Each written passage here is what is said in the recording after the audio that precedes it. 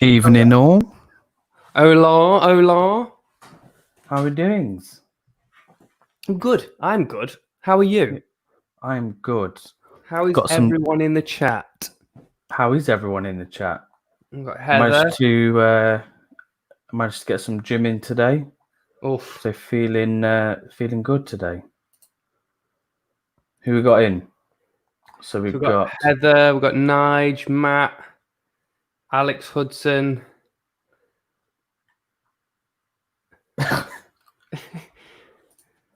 All in good time. All in good time. we can explain that soon, Alex. Don't worry. At least it's not Prison Break. Maybe Cool, some of them wore it. Maybe I don't know. Right, should we get on to what fragrances we've worn this week? Sure. Why don't you you want to start us off? Yeah, sure. So the first one for me for this week is from Perfume Parlor.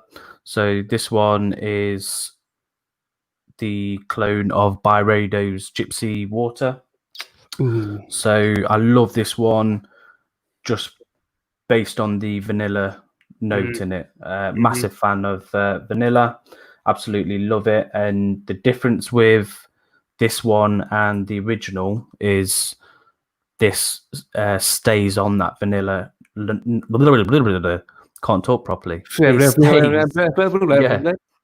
It's like the guy from Bruce Almighty. So it stays. So yeah, it stays on that vanilla note throughout the fragrance. So yeah, really enjoy it. It's a wicked vanilla in it, isn't it? Like, Yeah. Remember the first spray we got of that, because this sample I got from Fragrance Samples UK, and I really liked it. Like super liked it, but like within like 2 hours it was gone, wasn't it? Yeah. Just disappointing. And the thing with this one is the performance is really strong with this. It lasts majority of the day. It's not a couple of hour thing, and it's a skin scent. So and that was like a $5. Yeah, exactly. So yeah, if you've not tried that one, it's called Special Aqua 0275. And this is this is one of my faves at the minute. What about you, Ant? So I've been on an unboxing fix this week. And I've mainly been wearing this bad boy. Oh, okay. It's so good, mate. It's so good. So it's the Eccentric Molecule 2. And it's literally just ambroxan. It's ambroxan and alcohol. That's all it is. And it's just really nice. It's not like a super heavy ambroxan like you get in some fragrances where it's like amped up with other different things. It's just that familiar ambroxan. It's kind of the only way that I can really describe this is kind of like, and I've seen it described as it before, and I agree with it, but it's kind of like wood shavings is what it kind of really smells like. And it's just lovely. And it's just really like, it's like not loud or in your face or anything like that. It's just nice and mellow and calm. It's just really nice. And it lasts for a long time. And another good thing about this, it's really good for like layering. So if you've got something that doesn't have really like the best performance, or it could be amped up by a little bit of ambroxan, this is definitely worth putting it on beforehand, because this will carry that performance on a little bit more. And it just adds that ambroxan smell as well, which is, I mean, I don't know how you can hate it, if I'm being honest. It's really nice. Hey Brandon, thanks for joining us, mate. Right. With that brand, when I first got onto that house, I got confused at first. So I can remember trying to purchase Molecule 01, and I'd accidentally purchased Eccentric, and I didn't know it was sort of split between Molecule and Eccentric. So when I got it and I sprayed it, I was like, "What? This doesn't smell like what I thought it was." Yeah, and then that's ISOE Super, isn't it? Molecule 1. Yeah. So I got a bit confused with that one. BC, how's it going, mate? BC. Lots But yeah, of movie this is talk on the wicked. way, mate. Yeah, this is wicked. It's just really, really nice, really inoffensive, and it's just like, I mean, that was alcohol. Should have waited for that. My second one is Schneller Law Extreme. So yeah, rock this week. This comes out now and then, just when I need a bit of that tonka. Really nice. Really love this one. Decent. Got a really nice dry down, that is, hasn't it? Yeah, decent performance, and I think the difference between this and just the sport is that I think the sport one's a bit more fresher, whereas this one is more of a, I don't know, it's just really nice. I really like this one. Yeah, the tonka in that one makes it just that little bit more sweet. Pushes it out a bit more, I think, as well. Yeah. Who else we got in? So we got a few more. Jonesy, how we doing, mate? Bazza's in. Mia. Sam, thanks for joining us, mate. Here he is, Rushdie. M Fragrances. Hi, mate. Thanks for joining us. Channel 69 is in the house. Thanks for joining us. So, Anne, what's your next one, if you've got one? Yeah, so I've got another one. I haven't got one after this. These are kind of the main two I've been wearing just to kind of get a bit of a wear out of them. But this is on a recommendation from you, actually, from one of your reviews that you did. So those of you that don't know, we dropped our latest review yesterday of a fragrance from Aaron Terence Hughes, which was Ozone. But the one we did prior to that, no, not the one we did. The first one we did of Aaron's line that you did, Nick, was Neon. And from the way that you explained it and the way that you said it smelled, I thought I'll have a bit of that. So I managed to actually find a cracking deal on a Facebook selling page, and I got 50 mils of it. And because of the way that you explained it, I thought that's definitely up my street. I kind of trust your nose, so it was on your head whether or not I liked it or not. And I couldn't agree more with you with your explanation of it.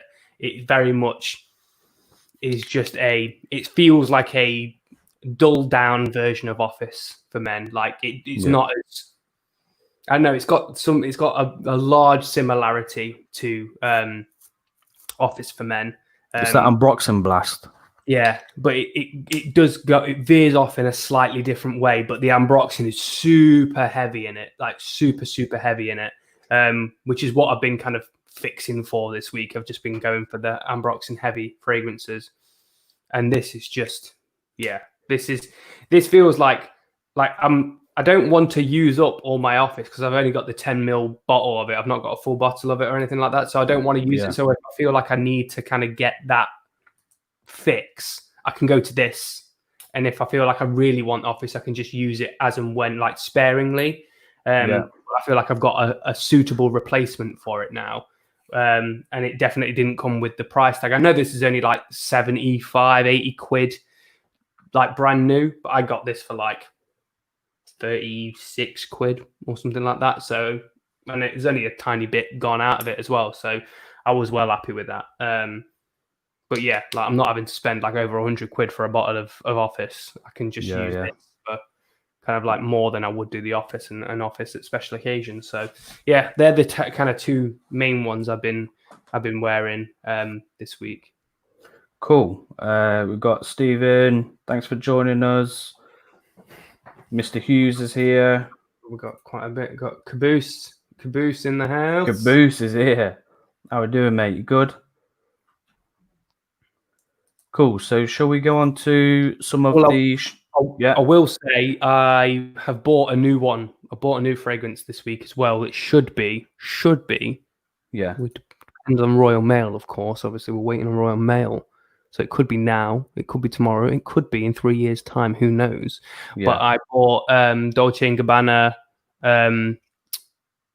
Oh my god, Light blue. that's the one. Dolce and Gabbana light blue. Oh, intense. Oh, So I'm really looking forward to that. I got a really good deal on that one as well. So really, really looking forward to try and see what that that smells like, and could be dropping a review on that one shortly. So little teaser for you. BC's hitting us with the boost juice. I've got Barry's been saying that a lot of Aaron Terrence Hughes stuff gets resold on eBay. Yeah, I see a lot of it flying around, but I'm happy to jump into that the resales, because a lot of his fragrance, again, for some of the stuff that he is putting out there, with it being potentially quite challenging, I'm not willing to spend the full price on it really for something that I'm not potentially going to like. So I'd rather, spend a little bit less, and if I don't like it, then I'm not losing out on so much money. But at the same time, I'm not going to go out and buy a 50 ml bottle of it brand new. If I did want to, I'd probably go for the 10 ml. But even still, if I can get a better deal, I will do. Yeah, it was Neon that Ant was talking about. But yeah, I've not tried any of the challenging ones, so I'll be intrigued to try them. Well, I've got another one. I say it's a challenger one. I've got Slut of his. Yeah.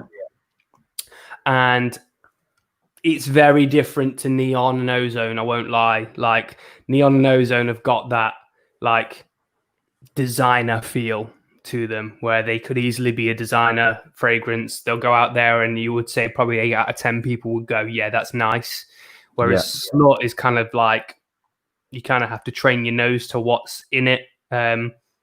I won't go too much into detail because I'm going to put a review out for it as well. But yeah, that's the last one that I've got. So I've got 4 of Aaron's so far. Cool. Yeah, definitely up for a collab when you've got your channel up and running, mate. Absolutely. All up for that. Yeah, the more the merrier. Definitely. Cool. So we want to do some shout outs and go over some of the best fragrance reviews that we've seen this week, or the ones that we've really enjoyed as of late. So one that I want to shout out is, where is he? This sexy man. Look at him. Look at him just staring at you with those steel blue eyes. Yeah. So shout out to Tony. So we did a live at the weekend. So this was a group of us, the Frag lads. So we had Barry on there. We had Kevin. We had Chris from Fragmental. And we were going over some Maison Margiela fragrances. Yep, that's it. So it was the discovery set that we was going over. So I think everyone knows that Tony always has some technical difficulties. So I think he did. We were all having some technical difficulties. Yeah, my internet was dropping in and out like a mother. Yeah. But yeah, like it was an interesting one, wasn't it? Like, because we had to plow through all the technical issues and stuff like that, which is part of the fun of the lives and stuff like that. But yeah, definitely. But yeah, it was a great show, and I think I just want to shout him out because he's sort of organised this thing and invited us on there. So, and it's something that we really enjoy, and it really helps us out in terms of trying new fragrances with the discovery set. So yeah, I really enjoy it. Really like it. Yeah, and I suppose it's worth mentioning that discovery set for Maison Margiela is really good value for money as well. Like, it is 30 quid and they are only 2 ml samples, but the quality in those fragrances are really, really good. It's worth getting just to see if it's, you're interested in buying a full bottle, because some of those are definitely full bottle worthy. as just a brand in itself, they're really good quality. So it's definitely worth checking out if you haven't already. But yeah, overall the live stream was a right good laugh. We always have a good laugh when we do live stream collaborations, but this is something that obviously we've done initially, and now obviously we did a second one, and we're planning to do it every so often and stuff like that. So it's a nice thing that we're looking to continue, and it gets everyone to know each other better, and it gets the community together a little bit more rather than just like individual reviews and stuff like that. It's nice to kind of get to know people a little bit more, which is a byproduct of doing it as well, which is lovely. Yeah, definitely. Yeah, I've heard that it's not, Sam. I've heard it's one of the kind of like tamer ones, but even for me, I was still like, so. Yeah. Next one I want to shout out is Nige. So Nige did a nice little shout out for us. I was so intrigued about what he meant by that tag of "we can see why Nick's green." Yeah, that made sense. Yeah. So yeah, big thank you, Nige. It did make me smile. So yeah, really appreciate that. If anyone didn't check that out, by the way, what Nige was saying is that Nick reminds him of the Hulk because in one of the latest reviews, Nick looks jacked. So yeah, and he was wondering where that came from because right now he's not really flexing that well, even though he's into the gym today. Keep it under there, hiding it. Yeah, so big thank you, Nigel. Much appreciated. The next one I want to shout out is Sam the Scent. I know he's in the comments. So I did a post, I think it was yesterday or the day before. Just wanted to get a feel of what niche fragrances are best to try because I tend to lean more designer fragrances. And Sam reached out and said, I've got some samples I'd like you to, I've got some samples you can try out. So he's sending me some of them across. So yeah, massive thank you to Sam the Scent. So I'm going to be trying some fragrances from Kalaj. I think that's how you pronounce it. I think it's Kalaj. I think it's pronounced with an L. I think. No, I asked him. He said it was with a J. Oh, is it? Yeah. Oh, okay. So I said, is it an L or is it a J? And he said it's a Kalaj. J. So I'm going with Kalaj. So I think these might be some challenging type of fragrances. So really looking forward to trying these ones when they come. So yeah, much appreciated. So the next one I'm going to share on the screen. And do you want to go over this one, Ant? Sure. Yes. So this is a shout out to the, as you can see on here, is the Dinosaur Man. It is a podcast rather than a YouTube channel. I think they did dabble in a YouTube channel, but I think it was just playing the podcast in a video. But I don't think that's something that they're running with. It's mainly just on just audio podcasts. And it is Alex and Andy, who you will find in the comments now and again, asking for descriptions of Prison Break and Oud Wood. And I actually only today just recorded one of their latest podcasts with them. So they're definitely worth checking out. They're friends from work and they're really good friends, really two great lads. And they're really good at what they do in terms of their knowledge behind TV, film, and even dabble in a few bits of gaming and stuff like that. I think they did have a regular Tyler Blevins section. And if anyone doesn't know who that is, that's Ninja. I think it was a bit of a parody thing, which is always quite funny. Okay, he said, don't mention the YouTube. They killed it. Okay, they don't do YouTube anymore. So yeah, definitely just anywhere you can find a podcast, they will be there. So yeah, it's definitely worth checking out. Really, really good. Really, it's a really good laugh. Even if you're not really that interested in it, they are two really good, funny guys. So definitely worth checking out. So go like and subscribe. I don't know, do you just follow podcasts? Do you subscribe to podcasts? I don't really know. I don't know what the terminology is for a podcast, but go and support them. Definitely did, Barry. It was my extra small top on. Could see those nips right through keep it tight. it. Right. So the next one I want to go over, and he's just popped in the chat, Mr. Luke. So let me get this on the screen. Talking about Lucas Poe. Mr. Poe. Asking if anyone's tried something called Dior Salvage. I don't know what Dior Salvage is. I don't know if anyone has. I think that sounds quite niche, doesn't it? Dior Salvage. I've never heard of that. All right, let me just share my screen. Oh.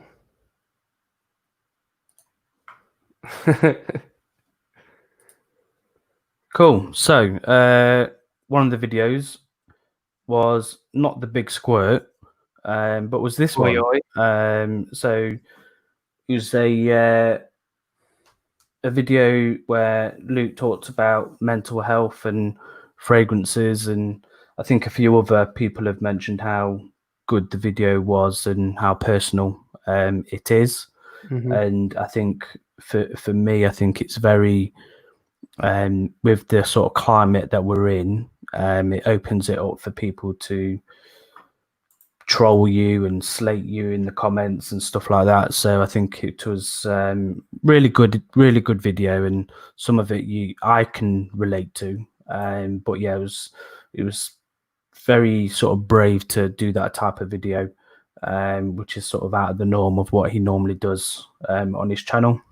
And I absolutely loved the intro to the video. So yeah, this was a great video for me. Cool. So yes, really good, Luke. So, and do you want to go over the next one? Yeah. So the one that I really enjoyed Up on the screen this week was by Claire at Smurfy Girly. It was a tag video that she did, but she changed it up. And she mentioned it's basically what I think the original video was, what you don't like about what reviewers do, or something like that. And I think she changed it around to kind of say what she does like about YouTube reviewers and things like that. So it was really nice the fact that she changed that around to have a good discussion around what she does like, because it was really just a video about just spreading the love and the joy more than anything, rather than having a bash or a negatives or anything like that. Having a bash. So yeah. Which is much easier to do. It's easier to poke fun at the negatives and things like that. And it was really nice that she managed to acknowledge all other people within the other reviewers and stuff like that. It was just a really easy watch, and it was just nice to kind of like share see the love being shared. And it was like I think it was like half an hour. The video was. It was a fairly long video, but it went really, really quickly. It didn't feel like one of those where you kind of like, oh my God, this is dragging along, because it was just really nice topic. So it was just really nice to hear. So yeah, I really, really enjoyed that one. Yeah. Cool. So the next one that I want to go over, well, we want to go over, is this was a really good one. And this was by Service Fragrance. So you've probably seen that quite a few of the guys are doing a tag video, 7 Deadly Sins. So Service Fragrance did his version, and it was fantastic. So throughout the whole video, he is singing all of his 7 Deadly Sins, and he's doing it as he's walking through the street, doing it in all kinds of places. And you can see in the background as well that some people are looking at him dodgy, going, what the fuck's he doing? And he just doesn't give a shit, and he's just carrying on with it. And it was very different, and it was very enjoyable. And yeah, he's only got 87 subs at the minute, so if you haven't done so already, go and give him a sub, because that video alone was really, really good. Yeah, definitely. My really good. my last one, and it ties on to this one, the one that I wanted to mention, or the collaboration that was done, was the one with the Seven Deadly Sins. So, of all that were involved, I think it was Kev, Claire, Barry, Tony. But the way that they did it, it was that they released their video. I think it was going to be in like 15-minute stints after each other. Obviously, ever technical minded Tony obviously got it wrong and released it either early or late or both. But yeah, the way that it was coordinated with them all was really, really nice. It was just a nice, refreshing way of doing it rather than like a full collaboration. It was all individual videos, but as done as a collaboration, one after the other. I think it was just a really good idea that they put together. And it was really good to watch each of their choices as well, which was really nice. So, yeah, that was good to watch. So well done, you all, because it was just the way that it was orchestrated more than anything. It was really good to watch. Yeah, it was planned, wasn't it? Yeah. Into like timing and stuff like that. So yeah, I think a lot of good effort had gone into that. Drama. Beef. Seven Deadly Sins collab. Yeah, it was very good. He's put the words on the video now, so you can sing along to him. Oh, nice. I have to check that out again now, so I can sing along. Barry, I think I'm going to have to get you to do a song for our intro from the Bazster. Needs to be done. You know, we were very impressed by the singing on the live stream the other day. Yeah. Right. Okay. So we got a movie game. So this is another sort of find the movies. So I've got a picture, and it's horror films. So we've got 40 films in this picture, and let's see how many you can find, and see if you can basically find them all. So let's get this bad boy up. Let's drop the banner. Hang on a second. And if you, I've got the comments here. So let's get cracking. Hit in the comments. What can you see? What horror films can you see? And I'll cross them off, and we'll see if we can complete all 40. 40 is a lot. It is. Well, there's some popular ones on there.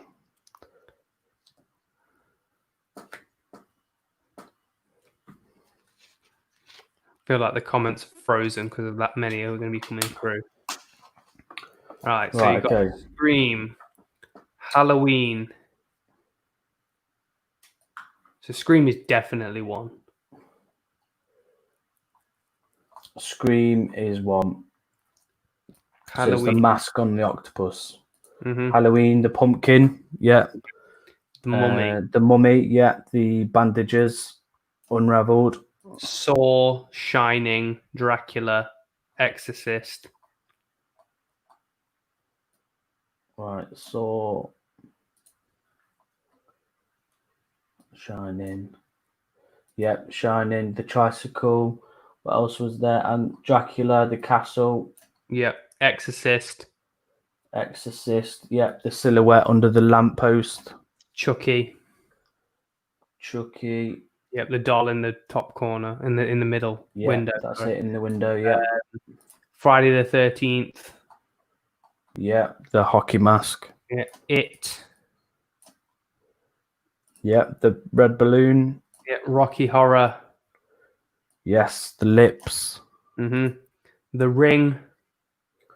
The Ring. Well. Yeah.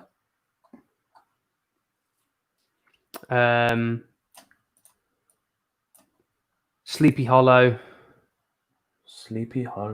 Yeah. Yes, the Headless Man. Yeah. Nightmare on Elm Street. Let's have a look. Yeah, the striped jumper, Freddy's jumper.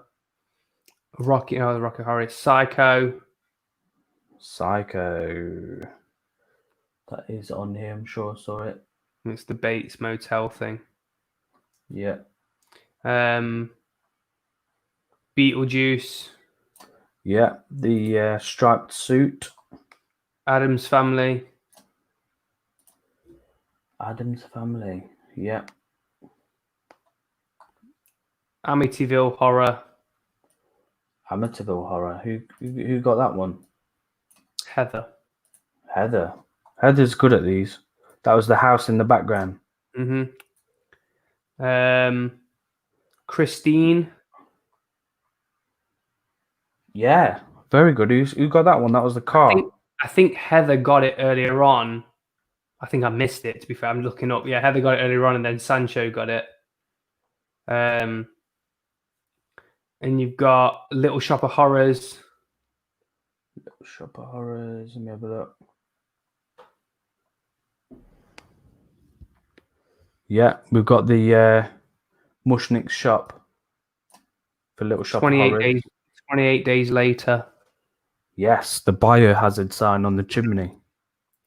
Sesame Street. Not Luke. Silence of the Lambs. Sancho, we've already got The Exorcist, but yeah, right. Silence of the Lambs is the butterfly in the lamp. Can I put a guess in there? Is the Purge on there? That guy wearing the mask? Yes, it is the masked man, the Purge, and also Shaun of the Dead with the spade and the bat. Yep, cricket bat and shovel. Yep, cool. We've got The Exorcist. Blair Witch. Say Blair Witch from the thing hanging from the tree. Stick symbol on the tree. Yep. Hellraiser. Hellraiser. Is Hellraiser on here? There's two people said Hellraiser at the same time. No. Oh yeah, the box in the window. The Hellraiser box. Yep. And you've got Wicker Man. Yeah. Wicker Man. So we've got the alien egg-shaped object. Wicker Man, yes. The burning statue. The Sixth Sense. Let's have a look. Yes, the red doorknob. Who got that? What, with Sixth Sense? Yeah. Andy Hughes. Mr. Hughes, very good. That was a banger of a...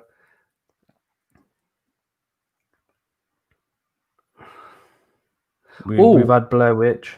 I've got another one. Yeah. Oh, what is it? The doll. Annabelle. No.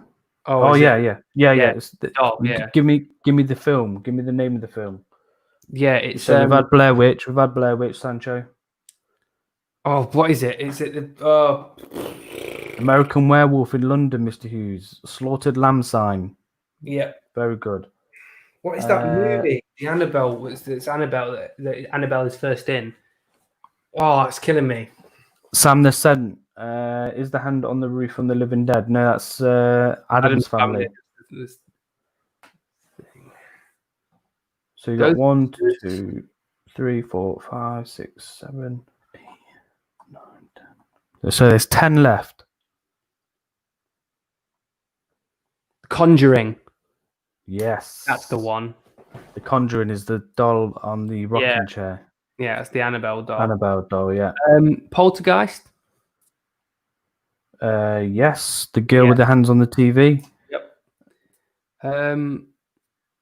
What else we got? Oh, no one said. Someone said Friday the 13th. Yep, we've had that. Yeah. Beetlejuice. Ghostbusters. Yeah, we've had Ghostbusters is the pack against the lamppost. Yeah. We had Ghostbusters. It was Andy Hughes. But we said Beetlejuice. Yeah, we've said Beetlejuice. Yeah, cool.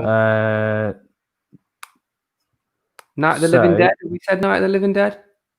No, we haven't. It's not on here. Was it not? No. The zombie coming out the ground is not like the Living Dead. Okay. Interesting.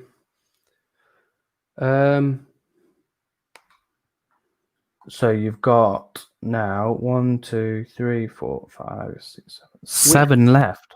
Which ones haven't we got? Silence of the Lambs have already said Sancho, but yep, good spot. What is that? What is that octopus with the boxing gloves? Is that just Cthulhu? We've had the Silence of the Lambs have been done. Octopussy, no. Filth. Can you tell us which ones we haven't got? Yeah.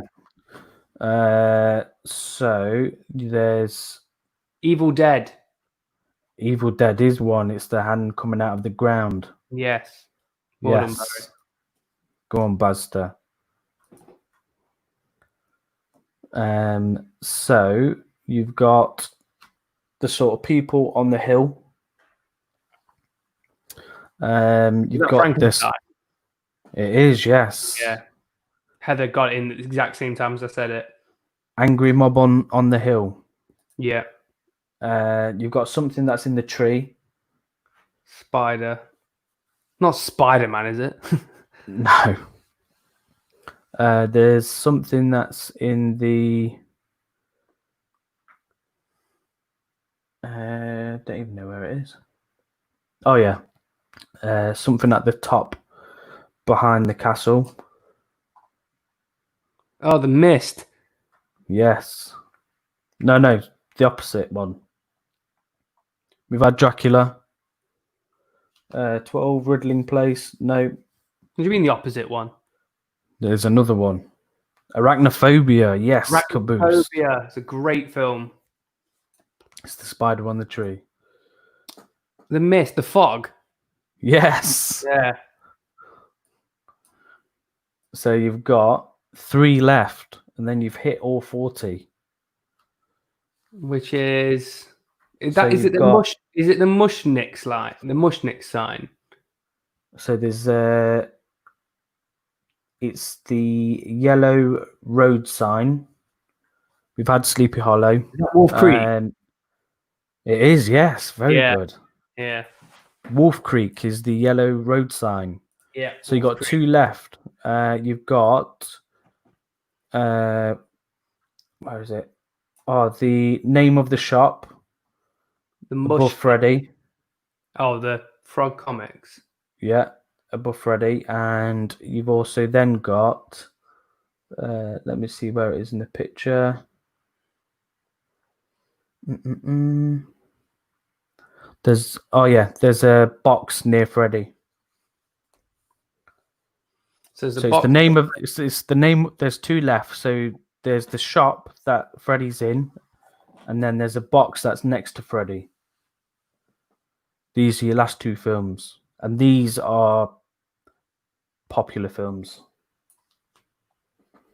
But you'd probably have to be sort of watched it plenty of times to recognize it. Frog Comics. Yeah.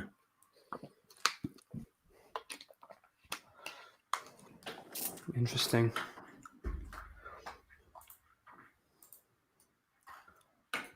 Give up? I'm struggling with that one. Yeah, what about the box with the things sticking out of the box? Struggling with that one as well. The chat's gone a bit stale. Okay, so Puppet Master, Basket Case. no. Okay, so the name of the shop. This is from The Lost Boys. Ah, okay. I think it's where the Corey Fieldman and all them go into.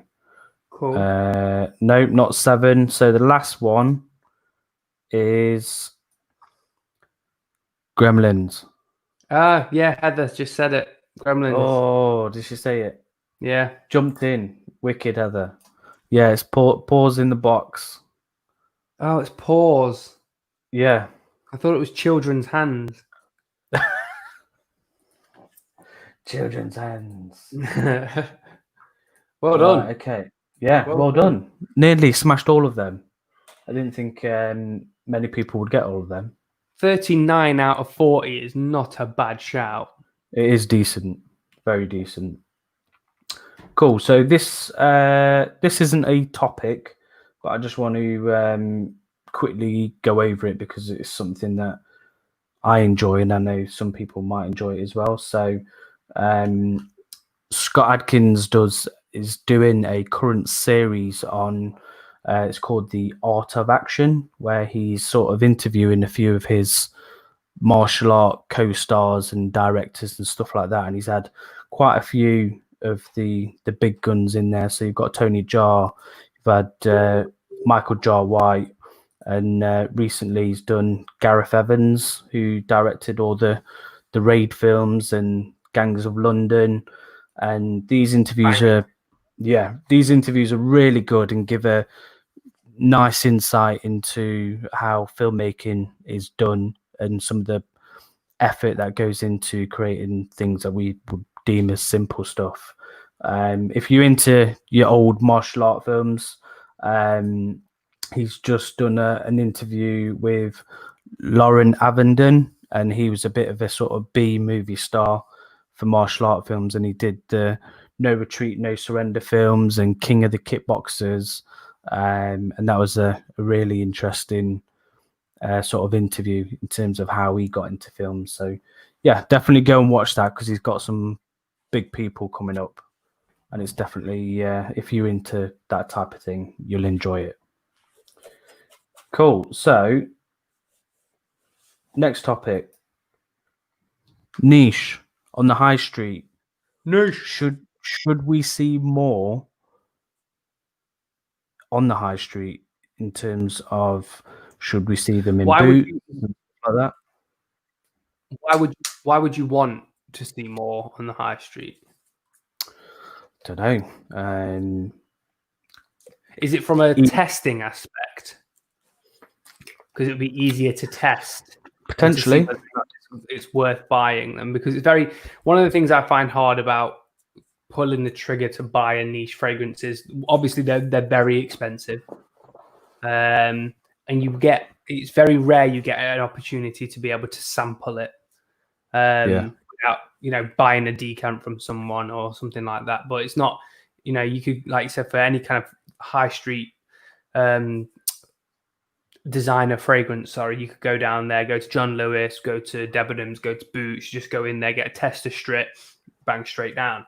But yeah, it'd be nice from that aspect of it. Yeah, I think that would be nice. What do you guys think? Would you like to see more in the shops? So Brian's put, I see no reason for it. Testing in niche stores is much better usually than in high street stores. Interesting. So what's the difference, Brian? Because I've never been to a sort of proper niche store. I mean, like a boutique. Well, like Harrods and stuff like that. I'm just intrigued. Do you think they would do better if they were on the high street in terms of money making? Because it like Mancera, because I wear that quite a lot, Cedra Boys, a lot of people were like, I've never even heard of that. How do I get it? Where do I get it from? And it's not something that's sort of easily accessible for people that don't know about it. Sometimes that's a good thing because not everyone's wearing it. So just intrigued. Would you like to see more? I can see both sides of the coin really on that one. Like, yeah, you want to be able to get out to the masses and you want to be able to try it, but at the same time, maybe there is a reason.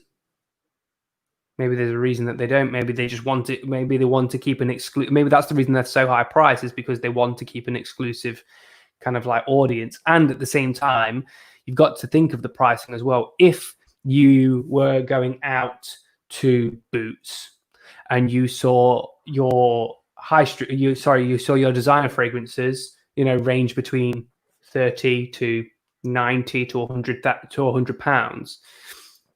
And then you saw a fragrance for like 300 pounds.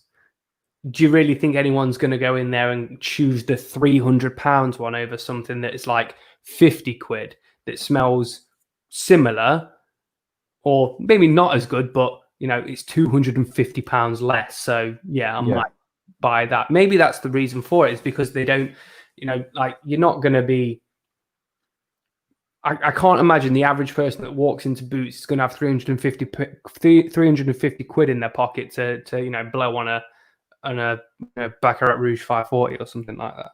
They're not going to do that. Yeah, And whereas if you keep them in their own little boutiques or you keep them exclusive to online, you've got a captive audience. You've got an audience that's solely going to be for that, because they have to physically go out and like go to it rather than amongst the masses. I suppose that the designer ones they're all, because they're all competitively priced. That's why they're all out there. But I think, I think they would struggle on the high street because of the price. Yeah, potentially.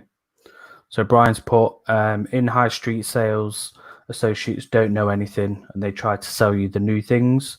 They don't give you samples usually. Yep, I fully agree with that. So niche stores, you get actual advice, much friendlier, more useful customer service in my experience. Yeah, and no, like there are some niche out there. Let's say, like in John Lewis, like John Lewis they do sell some, like they sell Creed, like, and that's really expensive stuff. And you will get some, like when last time I went into John Lewis, I mean this is a while ago, bearing in mind. Last time I went to John Lewis and I was looking at the Creeds and stuff like that, a woman did approach me and she was talking about it, and she did seem quite knowledgeable about the brand, even though she didn't know that they'd been sold like a couple of days before. But I suppose that's, because it was like brand new news. But she was really knowledgeable about the fragrances and stuff like that, and know where, like what year they came out, like what's the biggest seller, what it smells like, and things like that. So, but I don't know if you're going to get that kind of knowledge from, like Brian said, from everyone. Like you're not going to get that there. John Lewis's tend to be kind of like a bit more upmarket, aren't they? But you're not going to get that in Boots. You're definitely not going to get that in Boots or Superdrug or something like that. No. But like in places like Barry just said there, like where did he say it? Selfridges. Selfridges. You're going to get, like, if you go to Selfridges, you're going to go to Harrods, Harvey Nichols, places like that. You're going to get a little bit more of a personal experience, I think, because they are a little bit more upmarket. I mean, Harrods is very upmarket. Yeah. But you're not going to get that from your smaller ones. So like Perfume Shop, even though they solely have only perfumes, and Fragrance Shop, they still don't even have the knowledge you're looking for if you're asking those questions, because it's all essentially all they are is a job, isn't it? They're just sales associates, aren't they? They're there. They just want to sell. They want to keep a job. They don't need to know the ins and outs of the notes and stuff like that. And I suppose that's the trade-off. I suppose what Brian's saying, that when you get something that's solely niche, or if you go into, let's say, like a Parfums de Marly boutique or something like that, they're going to know, because that's all they sell. You know what I mean? So yeah, I think that it has positives and negatives. I can only think of mainly negatives for it at the minute, though. Yeah. So Barry says they're giving more samples away nowadays. I think where we are, you need to. You don't get people just randomly giving you samples anymore when you walk in. I think you have to spend the cash now in order to get a few put in your bag. They might throw in a sample or two in with the purchase, but you won't ever get. And it'll be the absolutely shitty ones. Yeah, like you might. They're trying to sell Sauvage. Yeah. Everyone smelt it. It's like, have a sample of Sauvage. Why not? Yeah. So what's Brian put? Not over here, unfortunately. We have different high street stores here, and I've never gotten a sample to take home. Really test with our purchase. Yeah, exactly. Heather's not got any places there. Oh, come on, Heather, sort it out. Saks Fifth Avenue. Oh. Department stores. I came home with over 20 samples the other day. Barry, that's probably because you spent about £500 on fragrances. Definitely. I was like, tell me what Galans are coming out over the next 5 years, and I'm gonna put my marker down right now. I'm having them all. Yeah, but like, do they not, like Barry? You said you need to ask. Do they not give you like a funny look where you go, throw us a sample or two? or 5. Yeah. Whatever samples you got, just whack them in. Right, next topic. Best movie villains. Ooh. Saucy. Right, okay, so what we'll do, we'll start with the male villains. So drop us in the comments who are some of your favorite male villains. Shall I go over one of mine, Ant? Yeah, why not? Yeah. Okay, so Mr. Tony's in the building. He's in, but he's also in the cake aisle. Definitely in the cake aisle. Can you get me some almond slices, please, mate? Oh yeah, an angel slice. I wouldn't say no to. Or a cherry bakewell, please. Right, so one of my favorite villains, and it'll come to no surprise. And this guy I always think of as a villain. You can't think of him as a good guy at all. No, because he's not. Yeah, and he's got big titties. That's right. Bolo, Boy, Bolo. Gah! look at that face. Look at that beast. He is an angry man. So, if you don't know who this fine gentleman is, it is Bolo Young, and he was in films like Enter the Dragon, Double Impact, Ugh, Bloodsport. So yeah, whenever I think of a villain in the martial art films, I always think of Mr. Bolo. Yeah, there's that one bit in Double Impact that I'll never forget of him where he takes his top off and he goes, mm, mm, mm. Yeah. He's He's always flexing the titties, giving them a little bounce, like Terry Crews. But in a much more like scarier way. Yeah. Right. So, what's one of yours, Ant? So one of my all-time favorite villains, male villains, is just because I love the movie franchise so much, and is just a person you love to hate. Is this bad boy Biff Tannen from Back to the Future? Bifter. You gotta like he's not like because these films they're like PG. They're not like horror movies. They're not scary movies, or they're not bloody movies or anything. They're just good family comedy movies.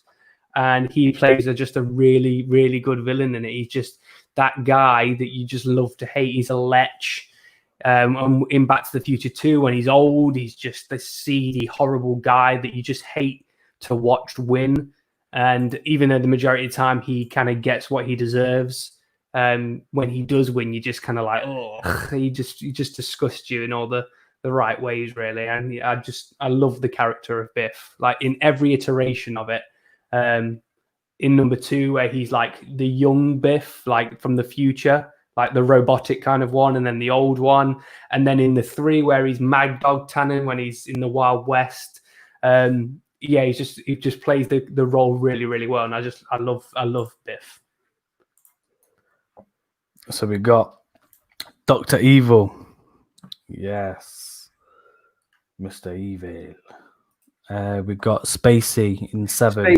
Spacey in and 7. Usual Suspects. Spacey in 7's got to be one of the all-time greatest villains. What about Jaws from James Bond? He's very memorable, I think. I don't like Jaws. I think just from a memorable perspective of all that teeth, and he was like a sort of indestructible villain. From Casino Royale, I like Le Chiffre. With the rope torture scene with the chair and the balls. Yeah. Sancho, yeah, you know how it is, Mr. Bolo. Cape Fear, De Niro, or Mitchum. Yeah, De Niro's solid in that film. I tell you who I do like, and the reason I like him is because in this film, he's not physical, he's not a big action guy. Just his presence just makes him feel like a horrible person. Is Christopher Waltz in Inglourious Bastards. He's a great villain in that. Awesome. He's a great because it's a bit of a twist in that one, isn't it? Like Yeah. he kind of wants to defend. So he's a villain on both sides, but he's got a real presence about him in that movie. And like you said, he's not a scary villain. He's not an intimidating, but he is intimidating. But he's not like physically intimidating. He's not domineering or anything like that. He's just got this presence of like you sense power behind him. Like in every single scene, he knows. There's just tension, wasn't there? Just when he's in there, you're like, oh fucking hell, shit's gonna go down. Anything could happen, and he's got this like. He owns every room he goes into, and he owns it so well. Like everyone's scared of him, yet he doesn't really do anything that's worth being scared of. You know what I mean? Like he's not beating people to a pulp. He's not, murder. I mean, I think he tries to shoot one person and misses at the start, but he doesn't like murder loads of people. He's just got this presence, and he's great in Inglourious Bastards.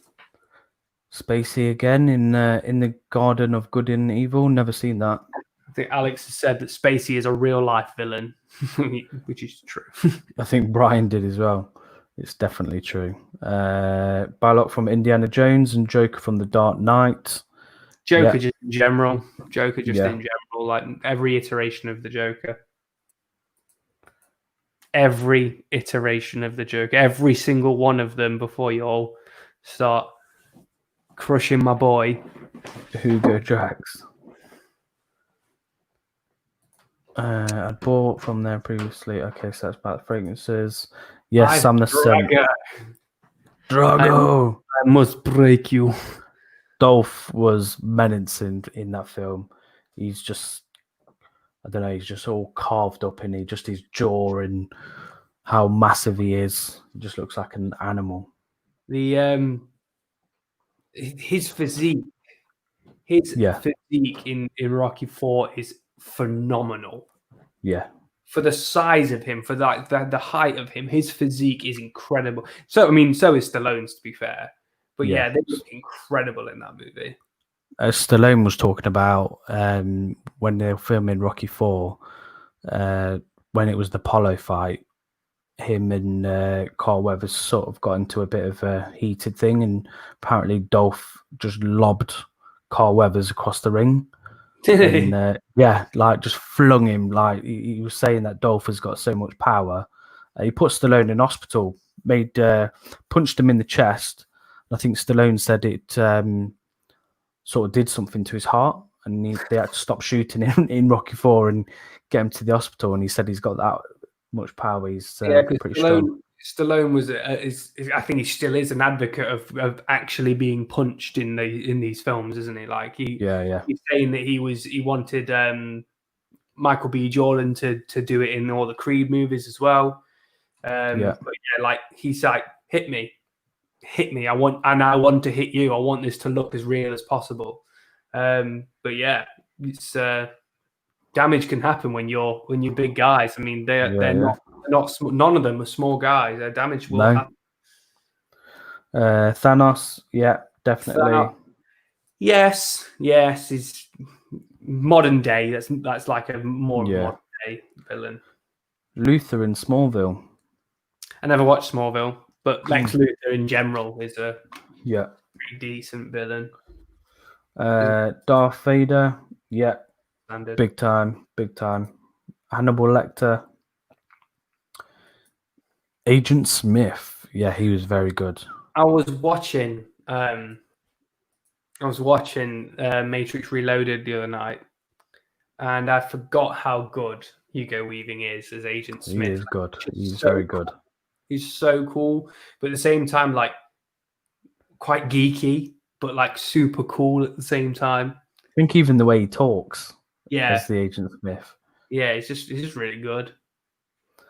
Sancho, the rope torture scene from Casino Royale always triggers me with the stomach ache. The one you get after getting kicked, definitely. Yeah, every time that he gets the hit, every time it goes like that, you kind of in your seat, you do the jump, like you go, "Whoa!" And then when he starts laughing and say, do a little bit to the left, and I'm going to tell everyone you scratch my balls for me. You just go like, James Bond is a madman. He is a madman. But yeah, every time he gets hit, you do feel that you kind of. Jon Snow's in the house. You're awake, John. Yeah, you're Thanks awake. for joining us, mate. Tyler Durden, yeah, definitely. He's a bad man. He's a great villain. It's one of those like next level villains, that is, isn't it? Because it's like it's not a villain. You are the villain yourself.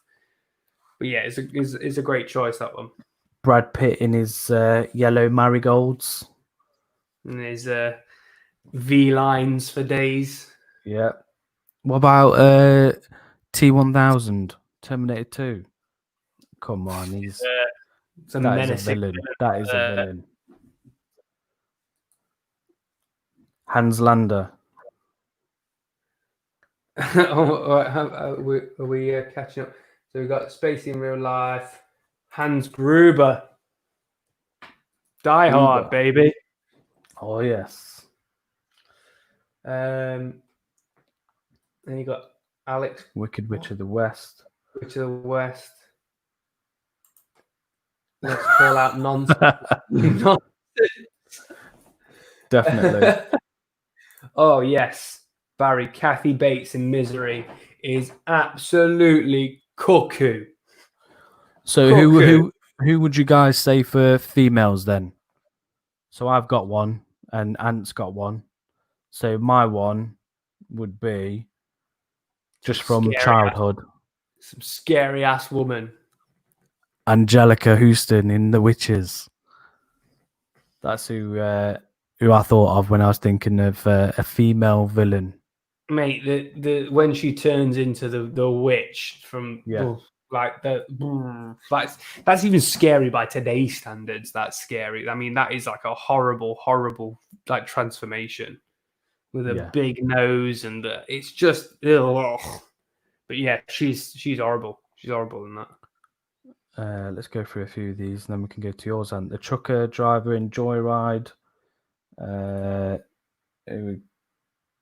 Michael Myers, yeah. Rambo 3, any man who takes on a whole army and wins has got to be bad.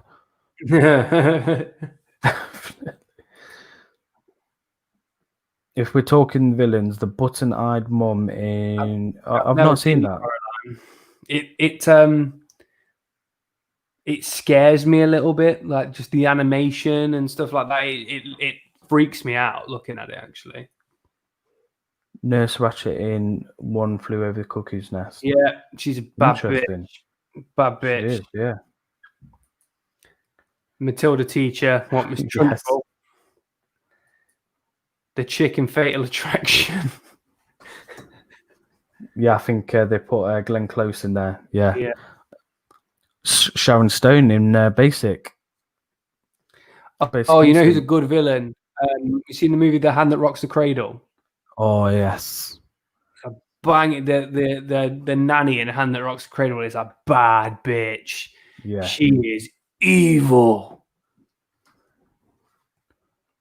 Trunchbull. Yeah, Miss Trunchbull. That's the teacher. Matilda Teacher. And who was your one? Brian, just before I say Brian knows what's what. Walter White's wife in Breaking Bad. Yes, Skylar White is the most annoying non-villain villain I've ever seen. I will totally agree with that. My villain, one of my favorite female villains, comes from my love of Harry Potter, and I think people would know what I mean then as soon as I say Harry Potter. Bellatrix Lestrange in Harry Potter. She hurts a lot of good people in Harry Potter. A lot of good people, and it's hard to see sometimes. There's one in particular. One happens, and you're just like, oh, what a bitch. But she plays it off so well. Like, yeah, she's just really. She's like one of those that you kind of love to hate because she's just so wicked. Yeah. Plays it really, really well. But yeah, that's one of my favorite female villains. Gosh, we've got loads coming here. Oh, nice. Some good ones Bunny here. Boiler. So that'd be Fatal Attraction. The Girl in the Orphan. I've never seen The Orphan. I think that's a horror film, isn't it? Yeah. Iron Lady, Meryl Streep. I never got a chance to watch that film. It's supposed to be really good, to be fair. Wife from Gone Girl. Oh, yes. She's a bad one. bitch. What about the comedy one? The witches in Hocus Pocus. Yes. They're Yes. villains. What is it? Is it Bette Midler, isn't it? As Bette Midler. Sarah Jessica Parker was. Parker is the blonde one, isn't she? Yeah. Yes, Sancho. Dolores Umbridge is a bitch.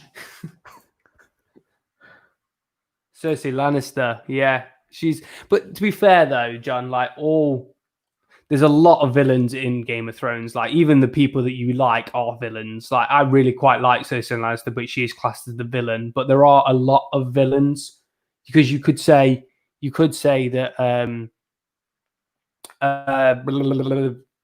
Daenerys Targaryen is a villain, yet she's held as a good girl, good guy the whole way through. They're all villains in Game of Thrones. They're all bad bastards. So any female in Game of Thrones gets my pick. She was bad in Sweeney Todd. Yes. Sweeney Todd's weird. It is a weird film. Oh, Ravi. Yes, Daryl Hannah. Daryl Hannah in Kill Bill. What about Daryl Hannah in Splash?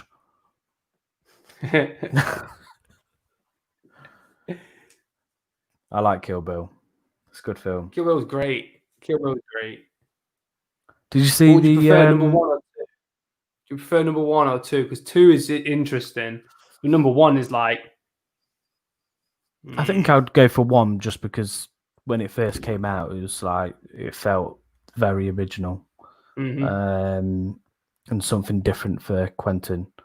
But did you see? I think it was a year or 2 ago where it came out that Quentin had made Uma drive a dodgy car, and she went straight into a tree and like full on injured her back, and they got it on footage of where she got injured.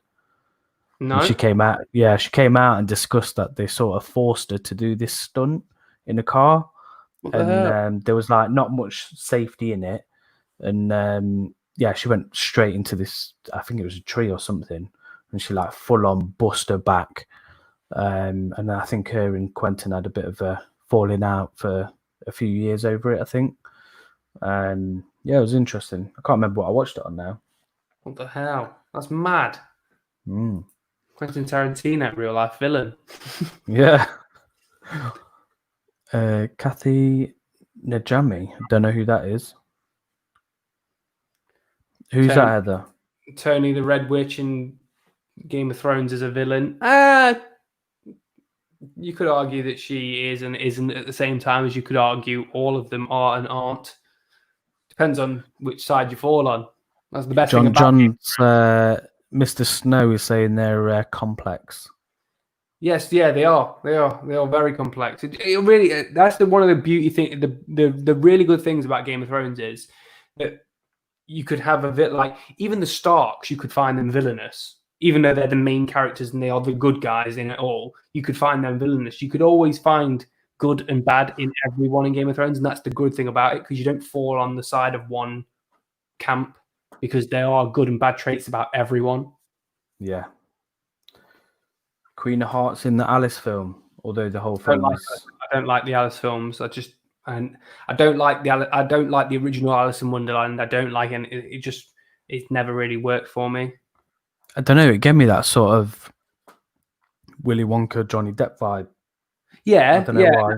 But I don't like I didn't like the Johnny Depp Willy Wonka.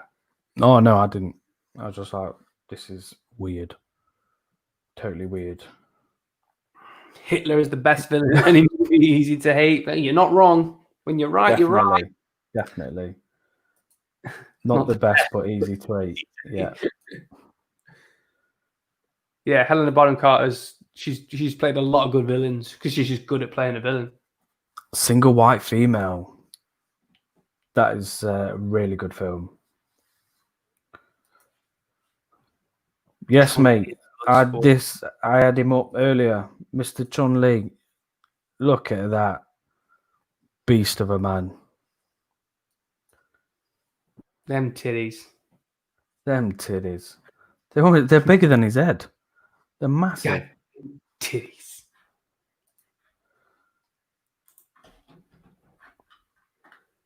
Is that Game of Thrones, Ant? Yeah, she is. Like you could find her as a villain because she goes around just killing people, and I know she's killing bad people, but again, it depends on which camp you fall on. Like it depends on which side you fall on, and there's no right or wrong way of falling on that camp because there's redeemable qualities about everyone. Cool.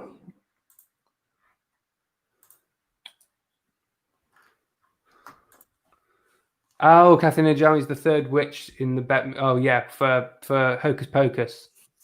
She's also in Sister Act. She's one of the nuns in Sister Act, I think. Ah, right, okay. Yeah. I really liked her. She's like really funny. What was what? I think he was saying Bolo. Definitely, definitely not me, Jonesy. Cool. So, should we click on to the next topic? Sure. Is it next topic, or do you want to talk about the thing? Oh yeah, let me first. Yeah, because we've not got a ticker for it. It's just worth mentioning because it's hot news. Yeah.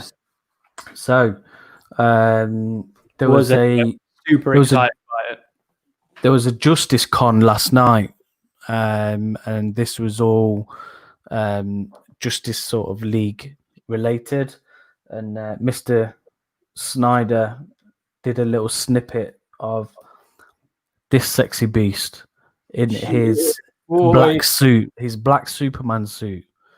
So it was interesting. I was watching all the videos throughout, and they were talking about the difficulties with filming it. And Zack Snyder sort of said that the cut is going to be 4 hours that he's got. So he said there's that much footage. And it sounds like he's more or less clarifying that it's going to be sort of split into episodes on HBO Max. Yeah. But someone asked him. Someone asked him in the comments: are the scenes from the theatrical, will they be in his? And Ant, do you want to tell him the response? Yeah. So when upon that, so just to clarify, he was asked whether or not any of the reshot Joss Whedon scenes are going to remain in his version. And he came out with a brilliant response to it. He says, none of those scenes are going to be displayed in my version. If any of them were to be displayed in my version, I would burn it all down. I would destroy it all and burn it all down. And that's how little he thinks of the theatrical version, obviously. He was not very impressed with it. That's so much so that he would rather the entire project not have happened or be totally destroyed than have what we had, which I think a lot of people can agree with, if I'm being honest. But yeah, another good thing about that, another interesting thing about that scene that Snyder played with Cavill in the black suit is that you do see that scene in the ultimate version of Justice League. So if you bought the Blu-ray release, the DVD release of the ultimate version, you do see that scene, but he is in the red and blue suit, the standard Superman suit, and they had to digitally change it to the black suit because the studio didn't want them to record it in the black suit because they didn't really understand the resurrection of Superman. So Snyder's ultimately got his way, is the right way of doing it for the HBO Max thing, which the more and more I hear about it, the more and more I want. There's been rumors flying around for the last couple of weeks, maybe a month or so, that Reynolds was supposed to be, I don't know whether it was a joke or not, or whether it's Maybe a lantern coming back. Maybe. a lantern, because there's obviously there's been talk about the fact that there's going to be a lantern in it. And I know that there was a lantern in the theatrical version, but it was only like in battle. But there's been a lot more speculation that there's going to be a little bit more of a lantern in it, like a speaking role almost. And there's been talk about Reynolds coming back to do that. I just don't know whether or not that's true or not, considering how much he hated that role. It'd be cool. Yeah. But I don't know if it would detract away from it, because this sounds like it's going to be a very serious, gritty, dark film. And his introduction as Lantern, and it might could be a different interpretation. Maybe could be. I just don't know if it will spoil it or not, because Reynolds is very much known for being the joke, the self-parody type person. And I just wouldn't want him to kind of have that effect on the movie, because it sounds like it's going to be a bit gritty and dark, which it would probably do better off by being like that. But yeah, super pumped. And then the teaser is going to come out soon, isn't it? The trailer's coming out. So it'll be August 22nd, I think. So like a month away. Woo! Ooh, baby. Hang on, Jonesy. Mad Dog was an absolute beast. Totally forgot about this beast of a man. So he was awesome. I can remember watching The Raid in the cinema, and when it got to that scene where he's fighting both of them, honestly, I got so pumped. The music, the fight, and especially when he got the light stuck in his neck, and he's just doesn't give a fuck, and he's just going. And he was just a bit of a monster in the film. So that's an awesome choice. I absolutely love Mad Dog. He needs to be in more films because he's a great fighter. So yeah, I'd love to see a bit more of him. Him and Iko Uwais were in the Force Awakens, weren't they? I think they were totally in that for. I don't know why that they were in it. Like, there was no need for them to be in it. I don't know if it was just that they wanted to be in a Star Wars movie, but like when I heard that they were going to be in the Star Wars movie way back when, I was like, oh, cool, there's going to be some martial arts in it then. And they barely said a thing. I think they put Iko Uwais in that Mark Wahlberg film, and it was a pile of shit because they just filmed his face. Yeah, they just chopped all his fights. Cut it all out, didn't they? It was just, there was no, you couldn't focus on the fighting because there was that many cuts. It was like Bourne films where you just can't see anything. It's just cut to shit. Mm-hmm. Cool. So, next one. Hit us up. What's your best 3 office scents? So, let me start off with one of mine. Let me see what I've got. So, this is the typical one. What do you think it will be, Ant? Knowing you, I think. Knowing me, knowing Nick, it's going to be Prada L'Homme. Is this better for you, Nigel? Oh, baby. Oh, Nigel. Oh, Nigel. Yeah, of course it is. I told you. Here he is, making sense. How's it going, man? You got Chucky out. Told you it would be Prada L'Homme. Prada L'Homme, and then I've got this one I tend to use for summer, and it's Simiaki. It's my sexy beast. Look at that, blasted through that quite a bit. Yeah, this one just is a classic for me. And my main office scent is, surprisingly, Cedra Boys. It just gets me ridiculous compliments. Just works so well for me in the office. So yeah, they're my 3. Let me know in the comments what's your 3. Go on, Ant. What's your 3?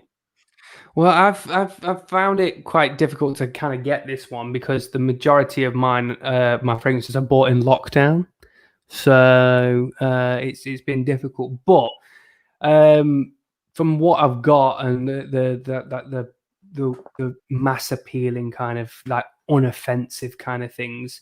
You're looking at things like, I mean, even, and this is more of a recent purchase, but this would be a perfect office scent, like, because it's very inoffensive. It doesn't project that much. It smells quite nice. It's quite clean. It's quite fresh. Let the guys know who are just listening what you're talking about. Oh yeah, Molecule 2. Oh Okay. boy, because it's just ambroxan, and ambroxan can be quite in your face when it's mixed with quite a lot of things. But this is just ambroxan alone, so it's just it doesn't like scream out. It just sits quite close. Yeah. So yeah, that's really, really nice. One that I haven't got that I've smelt and I love and would be perfect for the office. In fact, I'm very, very close to buying it. I'll just have to go in store to buy it because you can't get it online anywhere. Is Dior Homme Eau for Men. Now that, if you smell it, it's not as irisy as the Dior Homme or Dior Homme Intense because they're quite iris heavy. It's just really, it does have the iris note in it. But it's just really, really nice. It's just really inoffensive. It does get attention because of how nice it is. But I feel like it differs. Jones has just mentioned it. Yeah, great minds, mate. Great minds. But yeah, just really, really nice. Just really, really nice.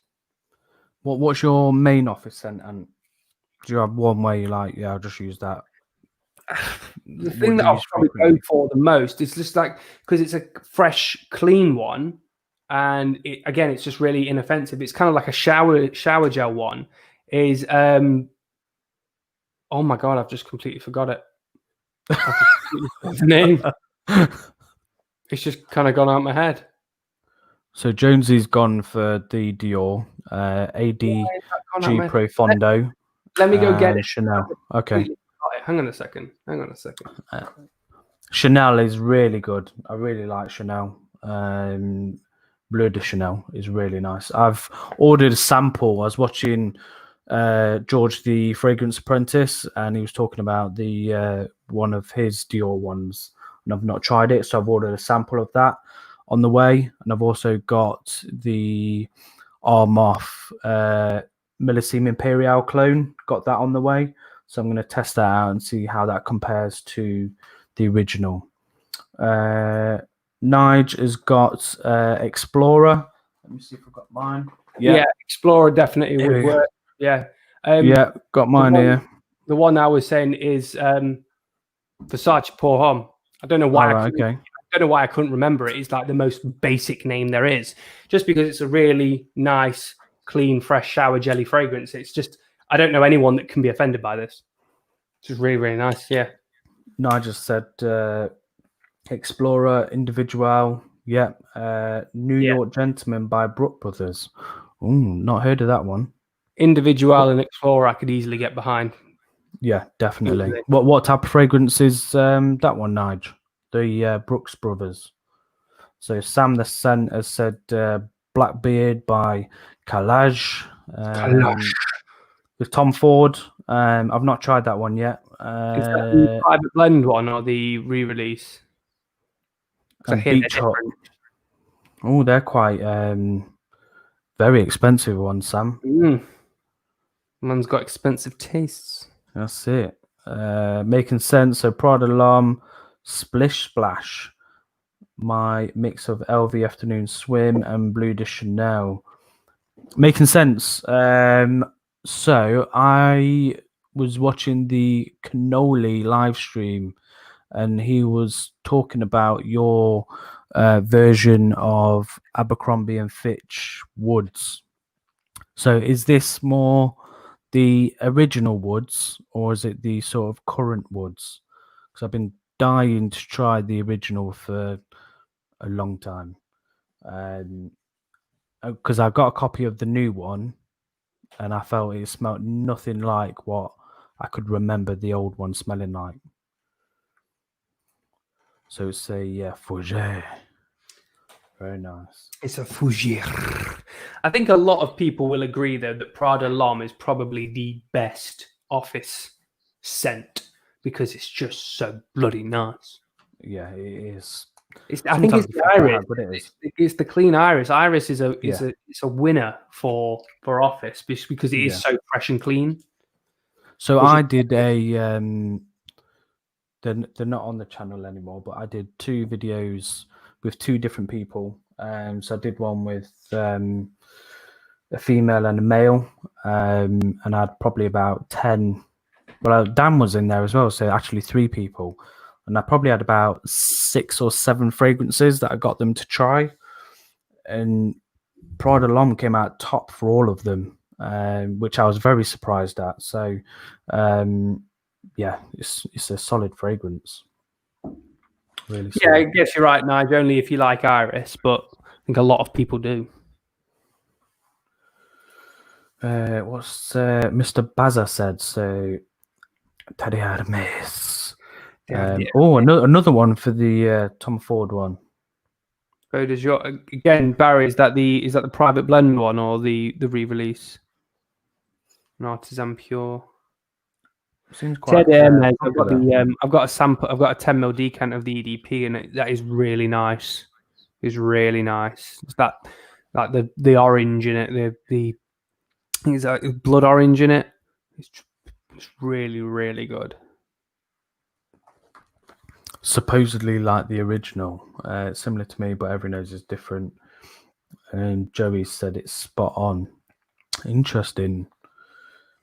So I'm guessing this is something that you've just made yourself. Only if you like iris. Yeah, yeah, fully agree. If I'm talking niche, I might go for Cedra Boys. Yes, Jonesy.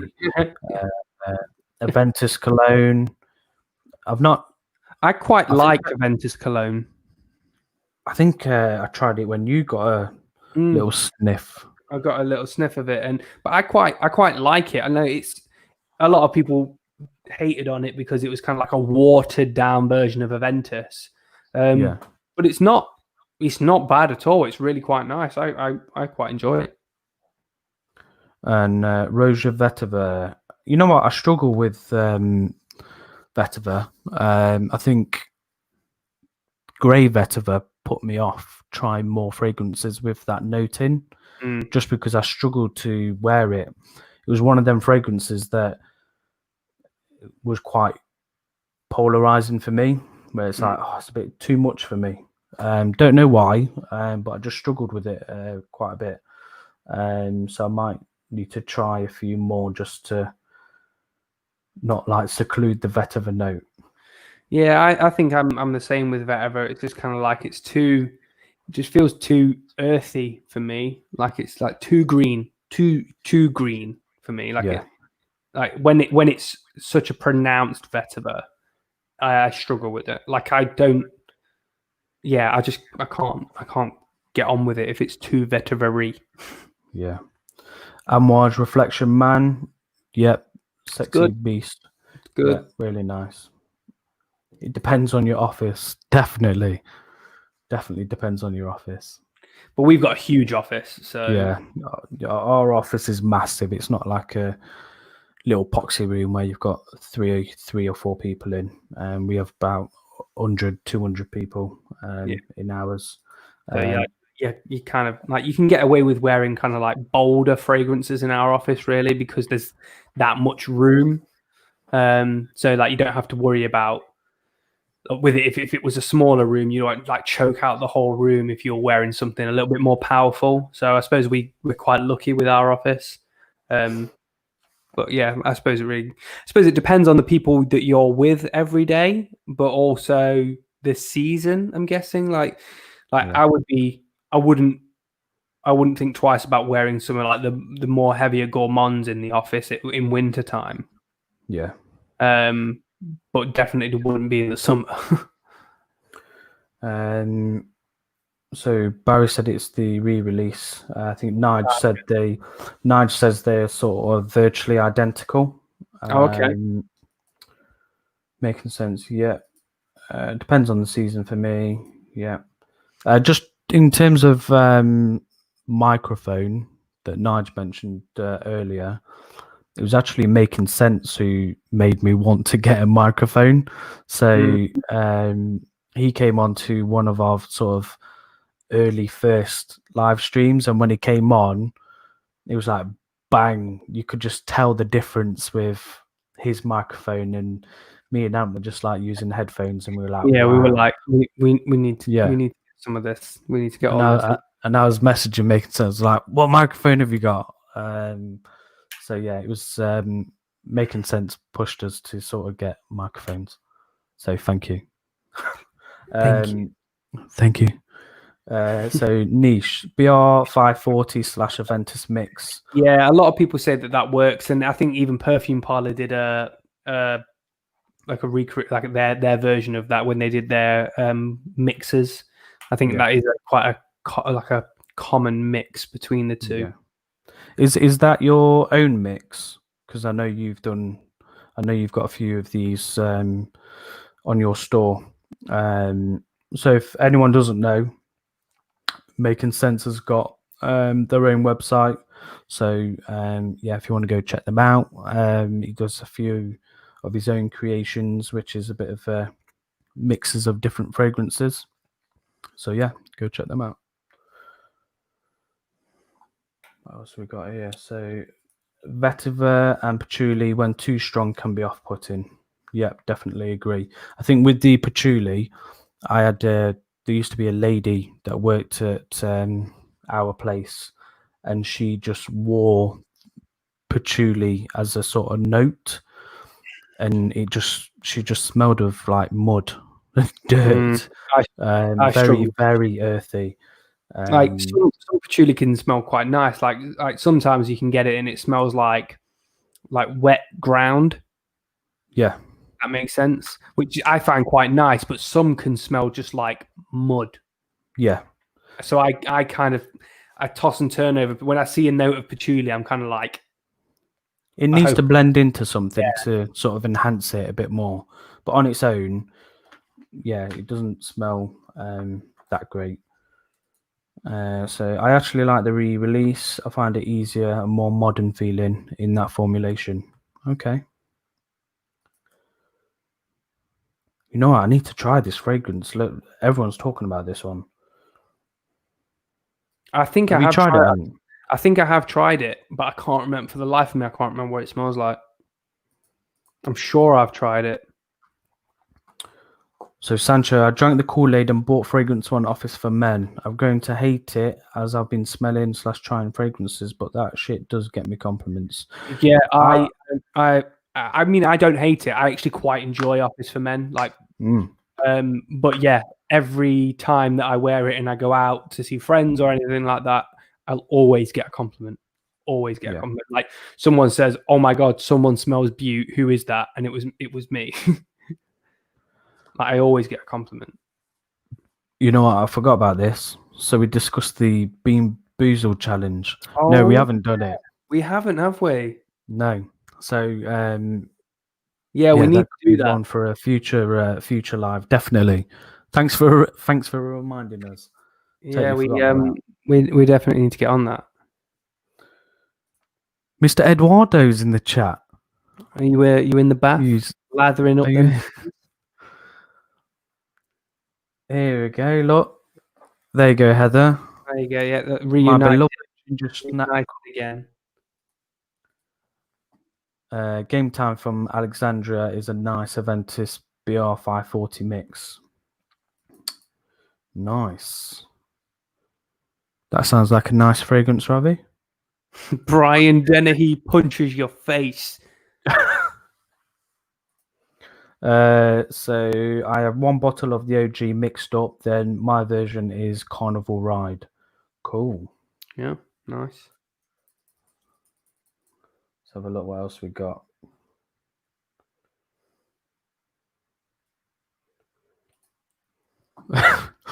So Dan, if you didn't see a few lives ago, so Dan tested out some fragrances from Barry. And there were some really horrible ones in there and some nice ones. So Dan's saying, I'm still not sure how I feel about you following the blind testing. Lavender Bomb. I just swapped my office for men for February 1920 and that for Dior Homme Parfum. Yes, I like Dior Homme Parfum. Really nice. I think like everything from the Dior online. Yeah. I think I was watching some reviews of some guys in the US and I think they struggled to get that one. Whereas in the UK, we were like, it was all over the place. You could get that fragrance, but this was quite a while back, and I think people were thinking it was going to get discontinued. But yeah, it's a nice fragrance. It's okay, Dan. A bit of hatred keeps it real, definitely. Yeah, for real. Hey Brian, have you tried Zenny by Nishane? You know what, Heather? I want to try more from Nishane. So I've been very impressed with what I've tried so far. So Hasivat and Annie, I absolutely love Annie. So I want to try the is it 100 Silent Ways and Fan Your Flames. I want to try them. So yeah, it's definitely a brand I want to have a look at more. Put in an order. I think we both have actually, haven't we? Put in an order to Perfume Parlor for their Hasivat or Hashivat or however it's just to see how it compares, which I'm quite interested to see. Brian, have you actually tried it? Nishane. Yeah. Sounds like an R&B singer. Sanchez knows where it's at. A bit of cidre. So Mr. Edwards has bought Hugo Boss Extreme this week, £29 for 100 ml. Yes. I really want to share this story. And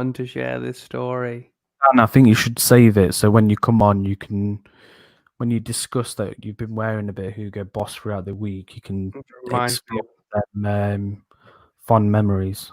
I've only got one Hugo Boss actually. It's Boss Bottle Night. I don't really wear it anymore. Like I burned through like I've had it for years. I don't wear it anymore. But I might bang it on and feel inspired by Mr. Edwards' story. Why not?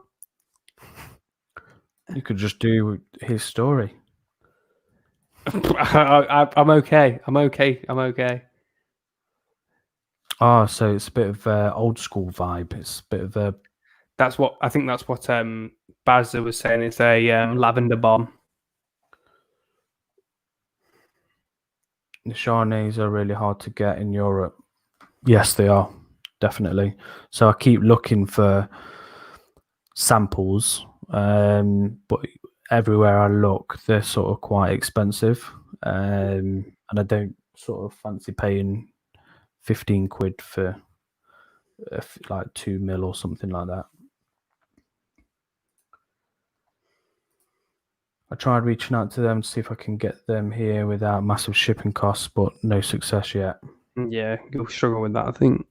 Yeah.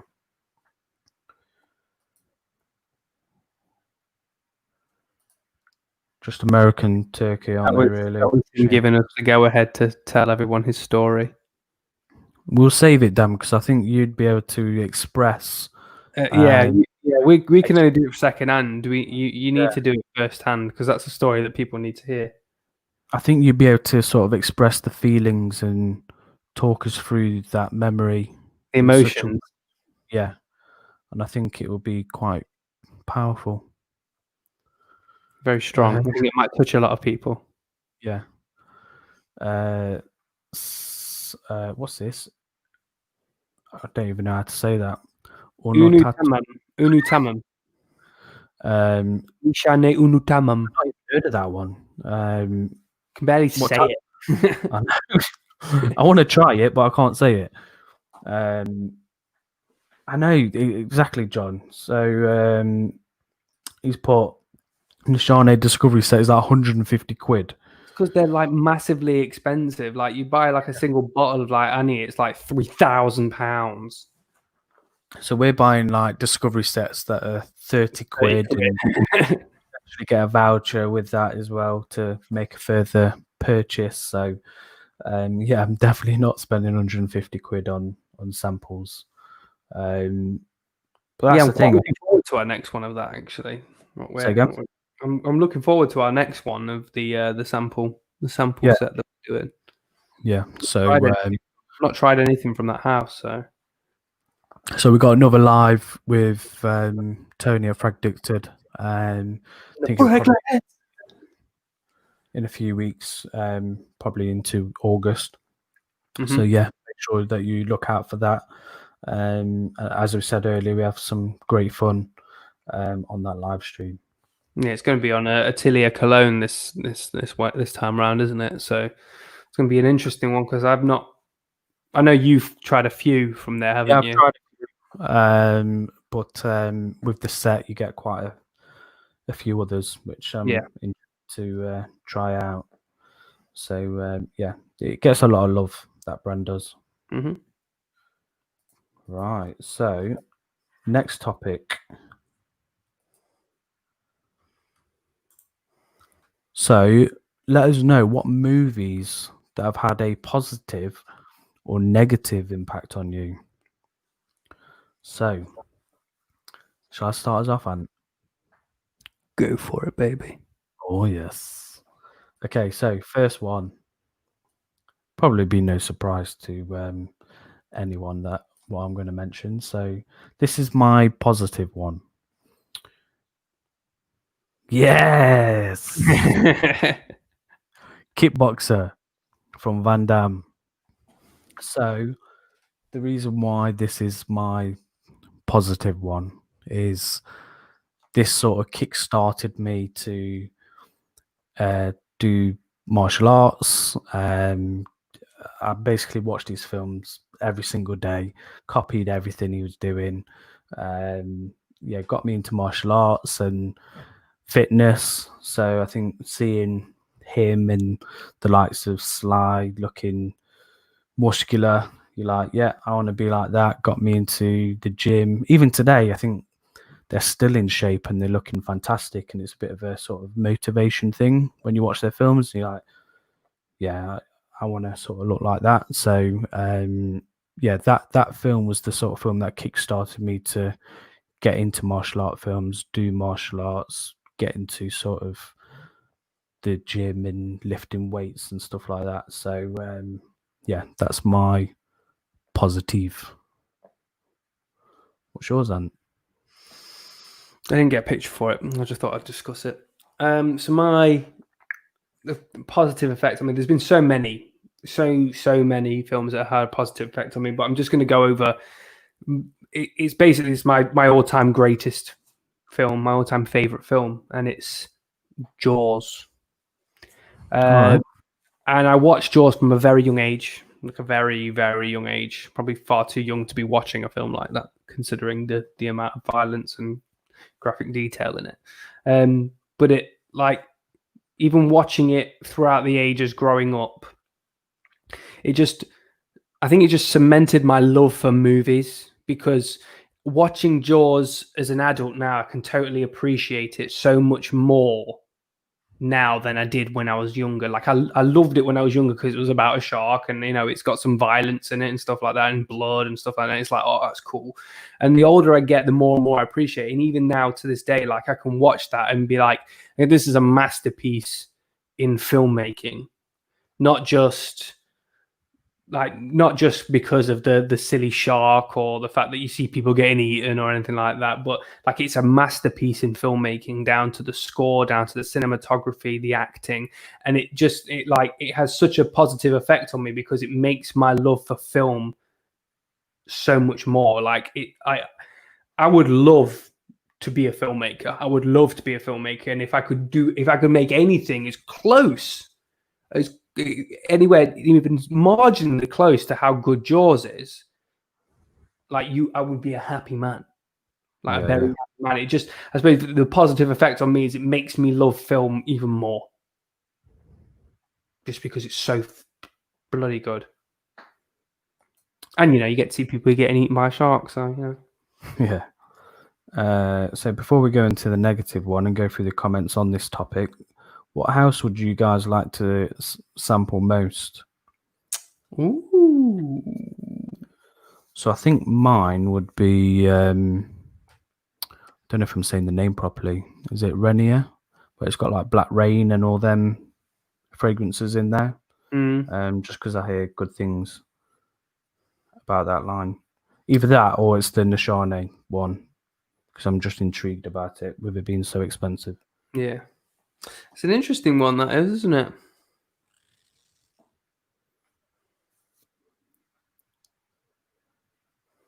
Okay, so have you got one, Ant, in terms of discovery set that you'd like? I was just reading that very deep comment there. I don't know. There's quite a lot, isn't there? There is quite a lot. Like, I wouldn't mind giving all the Bond number 9s a good go. Yeah. Because I know there's quite a lot of them. Yeah. But yeah, there's quite a lot of houses that interest you, but you just don't find the time to get around to sampling them and stuff like that. But even Mancera, I'd like to give a good discovery set for Mancera, because I know that they're not very expensive in terms of niche fragrance, but a lot of their releases do sound quite appealing. Yeah. I'd like to give Mancera a go. I mean, I know I smelt Seadrop. Is it Bois What? or Bois? However, Just you say it how you want. Everyone- Why? differently. Boy, boy. But yeah, like there's a lot of others that they've released that sound really quite nice that I'd like to give a go. So Yeah. John, that is a deep ass comment. So for a positive one, so John's put Fight Club for me, the basis of my dissertation and massive part of understanding myself as a man, all the facets and challenges of masculinity and expectations. Bit deep, yeah, very deep, but I like it. I love that. So yeah, I think this is the thing, how sort of a movie can have an impact, whether that be positive or negative. And I think with your comment, John, I think that sort of shows what film can do. Yeah, you can take different things out of the same situation depending on your view or opinion or your perception of it. So yeah, I totally agree. Sancho, you've taken my negative. That's a spoiler and a half, but I will go into that in more detail. But yes, I totally agree. So what's the positive, Sancho, for Rocky? Is it from a sort of film aspect? Underdog winning. That's got to be it, right? It's like the underdog becomes the winner.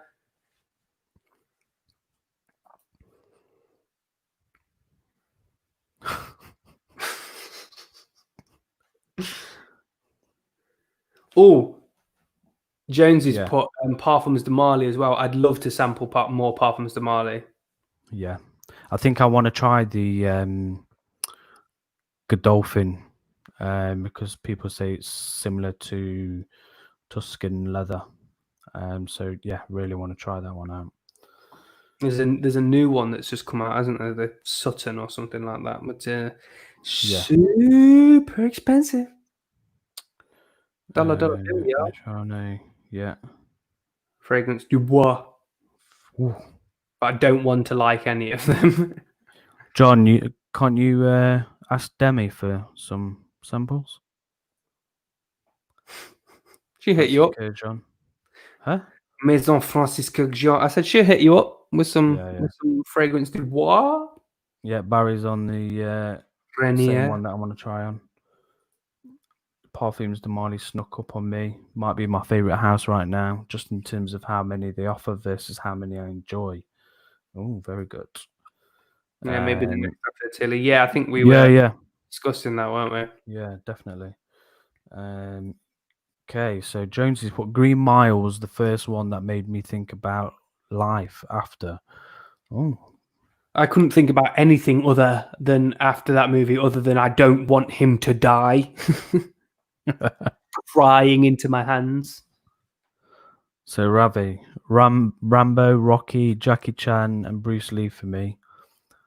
So Ravi, what is it about them? Is it similar to me, where it's a sort of motivational thing that got you sort of into the films and fitness and stuff like that? So Sancho, underdog aspect, yeah, Got to be. definitely, Got to be. definitely. I just got that one in. It's is that Sutton? Is it you're talking about? Because I know it's like a brand new release, isn't it?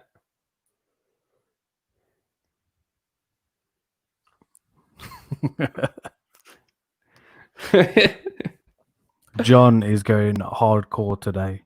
He's throwing in some I shade. don't think he's had that much sleep today. That's why he's kicking off. Hi Scott, thanks for joining us, mate. How he's going. Just need Greenlee and Carlisle. I don't really enjoy Kalen or Kalan, however you say it. Sad because I love red. I've heard that is like universally challenging. Oh, Godolphin. I've heard that Kalan or Kalen or however you say it is a bit of it blows your head off as soon as you spray it. The bottles are the bottles do look wicked. Yeah, the red bottles are badass. Cool. So my negative for a movie is a film that I sort of didn't have an impact to me because I actually just refused to watch it. And that was a Serbian film. So yeah, is it a Serbian film or Serbian movie? It's a Serbian film.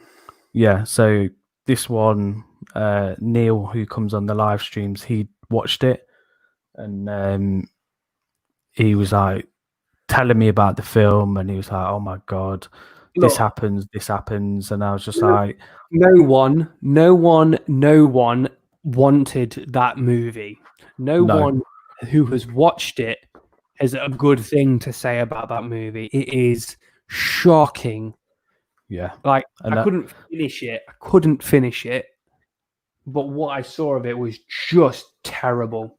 And I think that was the point for me, is that it's not a film that's going to make me feel good.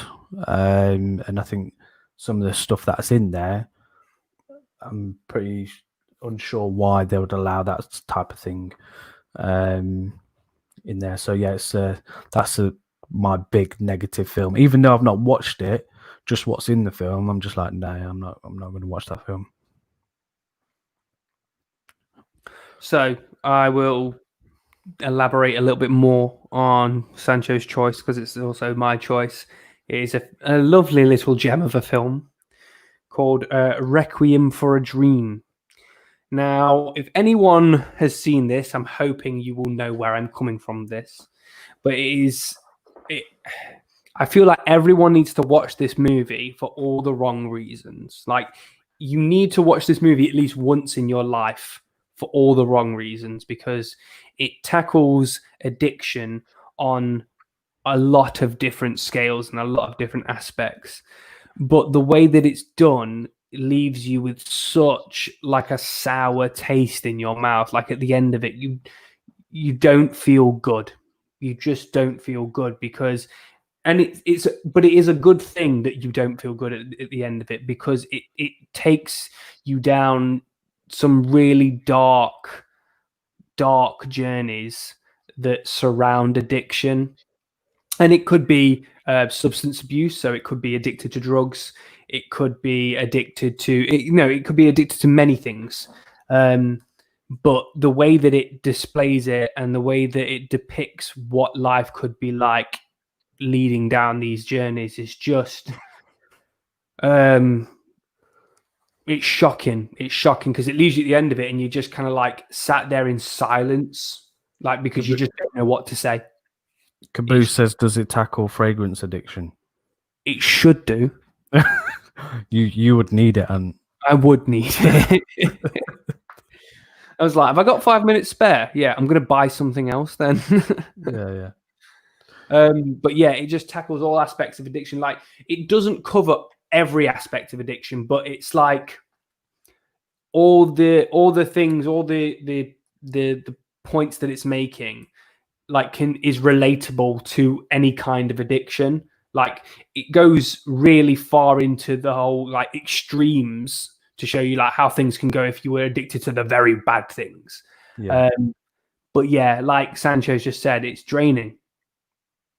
Like it's one that you can't stop thinking about. That's the problem with it. You can't stop thinking about it for days because it's so raw and it affects you so bad. But it's done for the right reasons, which I find it quite difficult. So like it's a negative, it leaves me with a negative effect or a negative impact on me because I'm just like, I feel like I've had the shit kicked out of me after I've watched it because I'm just like, oof. But like, the more and more you think about it, the more and more it's like, I know that that's bad. I know that it's draining, but you have to watch it. Like you have to watch it. And if anyone in the chat hasn't watched it, go and watch it. You have to be in the right frame of mind to watch it. Don't watch it if you're feeling down. Please don't watch it if you're feeling down, because that shit will tear you to pieces. It will tear you to shreds if you're feeling down. Watch it in the right frame of mind. And then come back and let us know. So what's Brian put? He's like, Requiem is definitely something you need to watch when you don't have to go to work for the next following 3 days. Yeah, because you need that amount of time to think about what you just fucking watched. Requiem for a Dream is a great film, filmmaking wise, but it's draining. It is. It wrecks you. Sancho, the notes likes it. Hashtag double dildo. Oh, but fuck a Serbian film. Amen. PDM Ojan is lovely. The Boy in Striped Pajamas. I've not heard of that. Have you heard of that, Ant? Yeah. I'm sure it's about is it about concentration camps, Nige? Yeah, I've not heard of that one. Girl Next Door, that's pretty shocking too. It's like, why? What's the point? Is that the one with the Alicia Cuthbert in it? No, it's the. Oh yeah, it is. Yeah, it is. Yeah, I can remember watching that, and I was like, "Oh my god, she's amazing." She's so hot. Willy Wonka's a big negative for me. Why is that big negative, Barry? Willy Wonka is the licking of the walls. No, Willy Wonka. He hires people to do slave labor for him, and he kills children in front of their parents. So I can understand why it's a negative for you. Slave labor is okay as long as you get sweets out of it. You see, slave labor, killing children. Brilliant. I'm racking my brain. Film that had an effect on me are all documentaries: The Thin Blue Line, Dogtown, Z Boys, Enron. Wow. Okay. Nice. Was that positive, Caboose, or was that negative?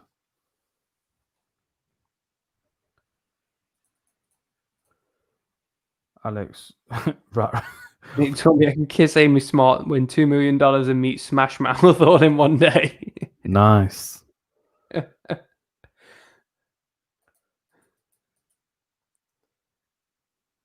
Where are we? Yeah, I own it. I've only ever watched it once because I don't feel like I could really watch it again. Like I feel like I need 10 years to rewatch it. So Jon Snow, a lighter one for me would be Twilight. One, it was the first date. The last was hot, but made me never want to see her ever again, and made me realize I could never get them 3 hours back again. The thing I have about Twilight is the first one I found really bad, like really bad. But I quite enjoyed the rest of them. Yes, the concentration camp. Yeah, I thought it was. The Boy in the Striped Pajamas, fantastic film, Nige, a very, very moving one. Eve's in the house. How you doing, Eve? Talking about movies that have had a positive or negative impact on you. What you got, Eve? What you got, Eve? So Caboose said, yeah, the documentaries that he had was all positive. Barry, Grease. Going for the negative. Grease? What's going on? How can anyone not like Grease? Tell us about it, Barry.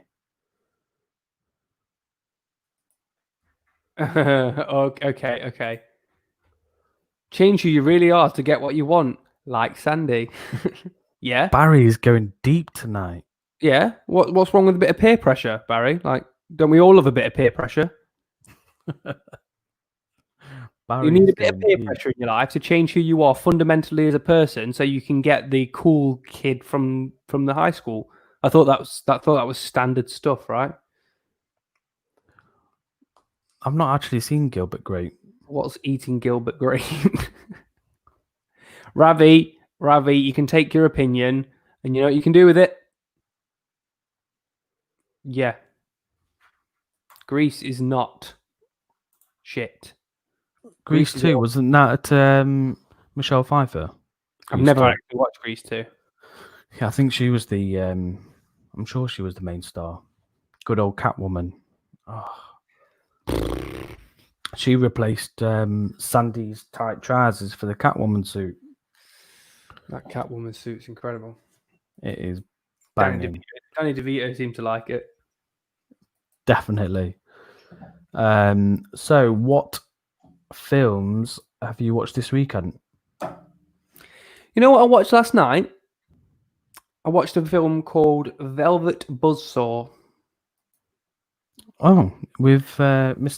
Gyllenhaal. J-Man G-Dog. It was shit. Paintings. Yeah, It is a man. bit of a shit film. It's a shit film. I didn't like it. I would say I didn't like it. It wasn't that bad. It was just okay. But Gyllenhaal was really good in it. Like he plays that character really, really well. Can you remember the review I did on this film? I remember you doing a review. I don't remember what you said about it. So my intro for this review was the picture from Ghostbusters 2. Yeah, The guy like that. Yeah. The film just reminded me of that. Yeah. So the concept of the movie, if anyone hasn't seen it, is about a group of art critics living their pretentious life. They come across some paintings that have been haunted and are essentially killing people. And it's just about the life that they live now that this is in place and what it's doing to them. And that's essentially it. It's not the most creative films. And I think for what the scary movie it was trying to portray took far too long to get into.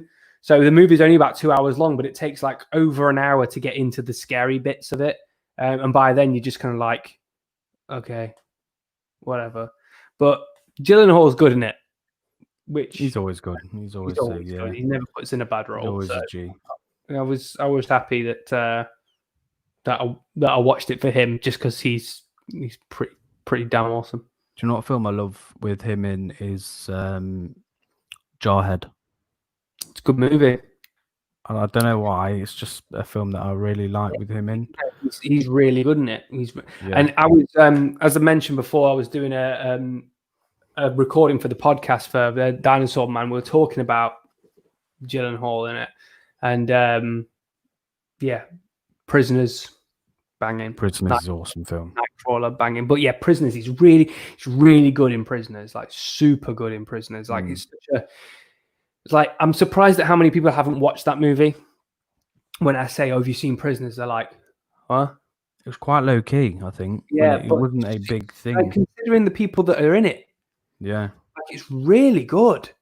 I mean, it should be good. We're considering the people that are in it, but considering the people that are in it, like I'm surprised that people haven't seen it. But Prisoners is such a good movie, and Gyllenhaal plays that detective, that really kind of determined, like it's almost kind of like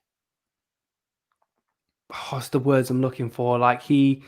It's almost kind of like it's about his kind of win to get the job done rather than actually just getting the job done. Like he takes offense when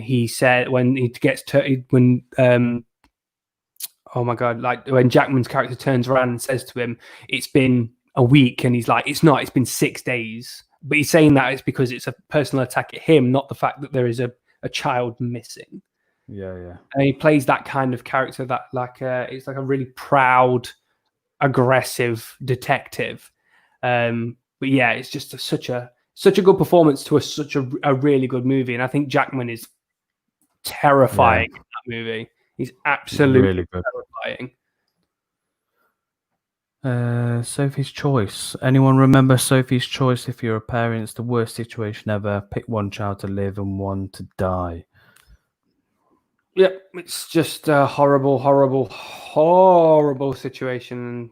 It was Meryl Streep, wasn't it? Eve's come in, so positive. The Farewell. I've not heard of that one. Negative impact. The Wrestler. Or honestly, any Aronofsky films. And then Caboose come in. Is that because you change career and become a wrestler? Last night I watched Sea Fever. Never even heard of it. So I rewatched Man from U.N.C.L.E. Henry Cavill. I don't know. I just fancied watching it again. It was on. I think it was on Amazon. Yeah, really like it. Fun little movie. Cavill and who is it? Hammer, Army Hammer. Yeah, Mr. Hammer. And you know what I was thinking? Because Hammer's Batman in Mortal Justice League. It's like Batman and Superman. Yeah, going at it. Someone should do a deep fake. Yeah, I was when I first watched that movie, I was quite apprehensive about Army Hammer being the Russian in it because like he obviously has to put on a Russian accent the entire time. But I think he did a really good job. I really enjoyed Man from U.N.C.L.E. And did you spot the David Beckham cameo? No, I spotted Hugh Grant. Oh, I didn't even know who was in it. Yeah. He's in it for 1 second. He sort of bangs into Henry Cavill at a party. And I was like, oh, that was random. David Beckham has a cameo in it. He's the projectionist when they're. But I didn't. I was looking for it in the cinema. Didn't see it at all. So he must be in it for literally a second. Yeah. Well, some people are getting going. Brian, have to run. Going to watch Requiem on a repeat now to sticking to my No by July. Yeah, if anything's going to do it, Brian, it will be that. So, yeah, thanks for tuning in, mate. Thanks for stopping in. Have a good evening. Cheers, mate. What was the one Mr. Hughes put? Peanut Butter Falcon. Where are we? Shows how we negatively put limitations on people just by looking at them. Shia LaBeouf and Zach Gottsagen have such great chemistry. Never seen it. Never seen it. Aronofsky just has a way of masterfully putting me in a sad mood. Yeah, you and everyone else.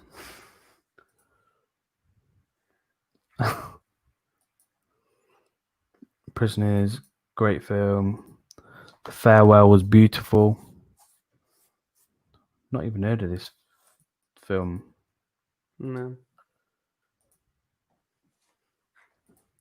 Armageddon taught me if I can drill for oil, I can drill an asteroid. Absolutely. Oh, I love that film. It makes me cry like a baby every single time. Bit of Aerosmith. Come on. Nige is getting going. I'll see you soon. Thanks for a great stream. Thanks for popping in. Thank you, Nige. Appreciate it, mate. Thank you very much. Army Hammer, the Lone Ranger. Oh my god. Won't say too much about that shocking film.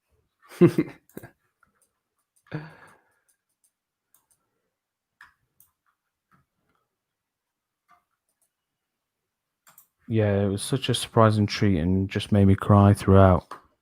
Alex is another movie crier, by the way. You can appreciate a good sad movie. You're very sensitive, Alex, to films.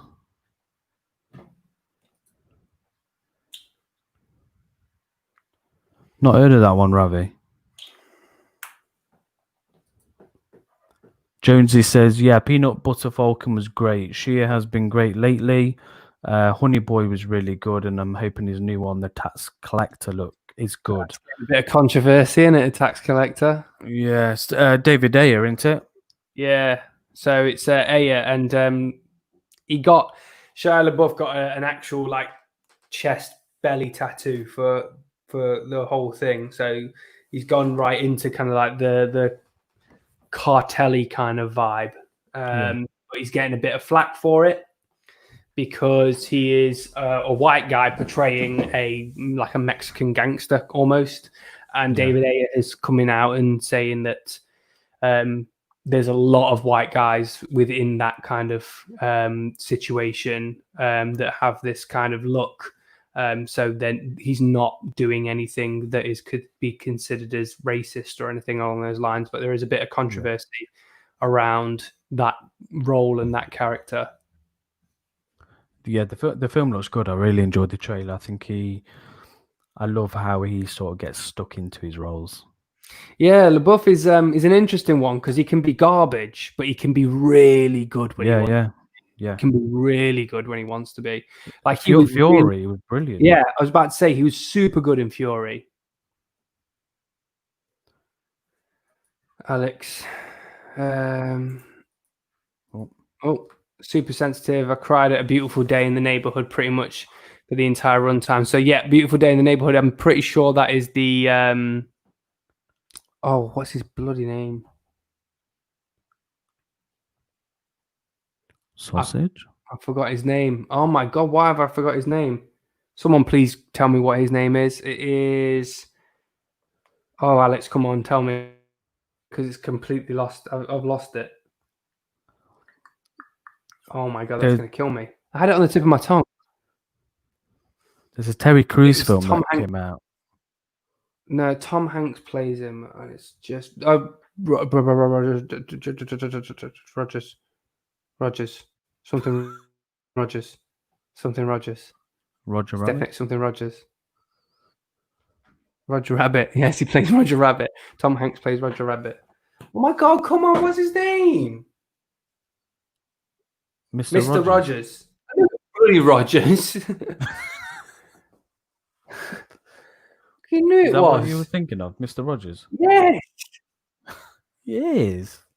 Yes. Yeah, so he plays Mr. Rogers, and I haven't seen it, but I've heard it's really, really good. Yeah. What we got here? Nothing. Boys in the Hood. Boys in the Hood is actually really upsetting. Yeah, solid film that is. It's a really good movie.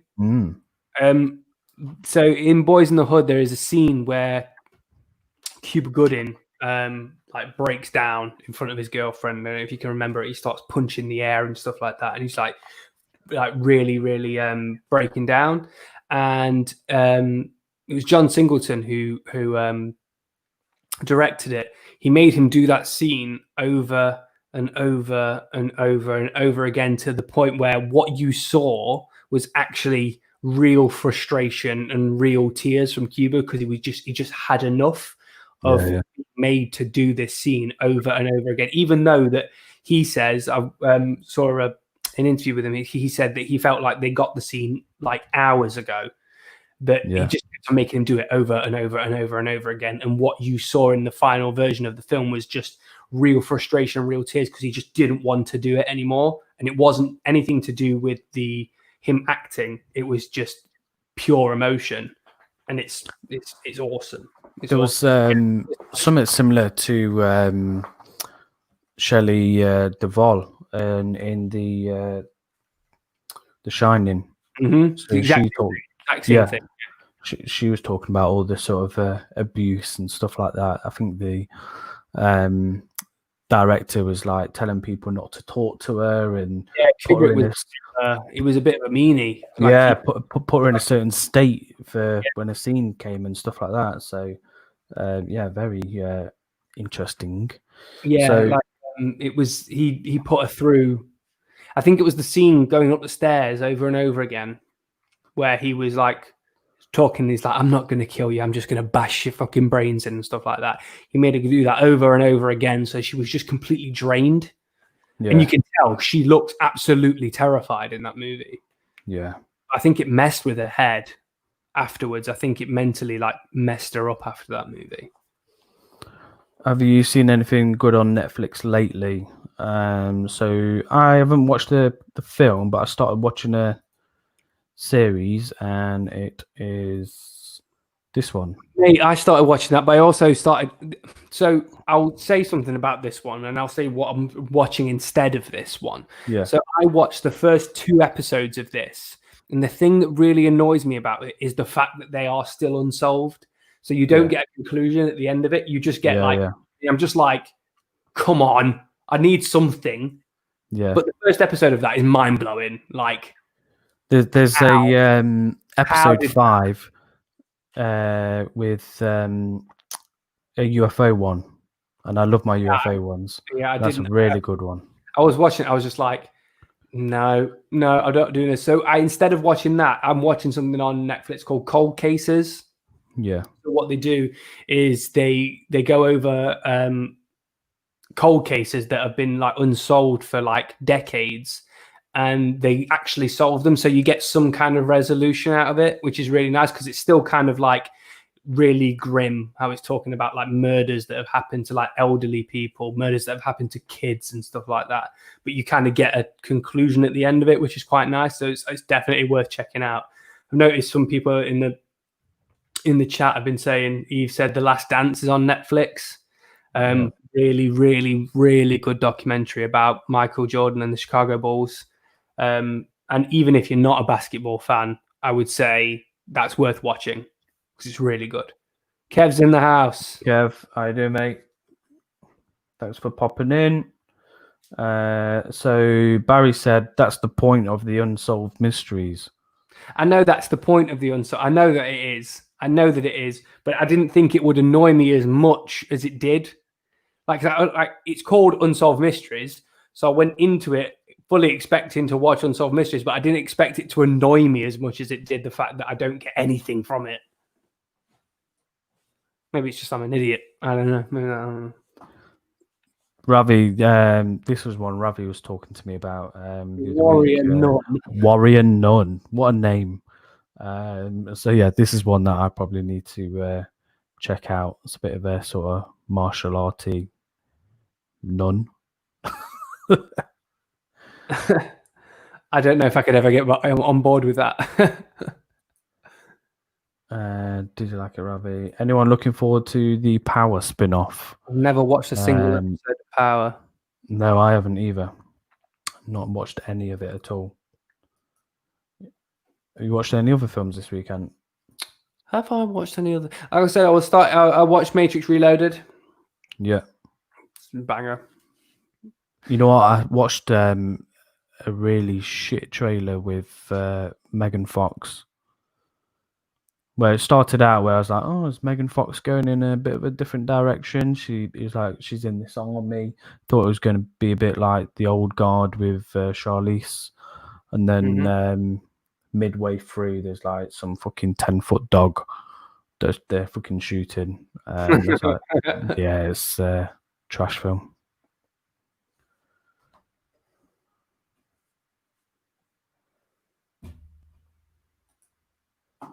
Yeah, Eve, I agree for that one. Like Scottie Pippen, I did feel for in that because that's super underappreciated.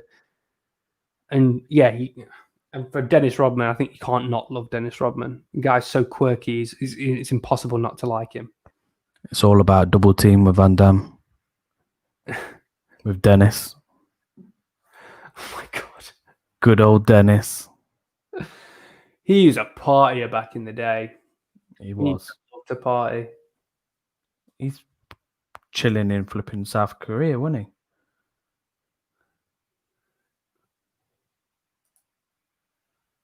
Strangely enjoyed it. The last episode opened up a whole new angle. So what's Ravi relating to? I thought you froze then, Ant. You were like stuck. I did. That's why I was shaking my head. I think it froze. All right. Oh God. Eurovision. No, you don't. No. Buzzer, no. Just don't do it to yourself. There's no need for it.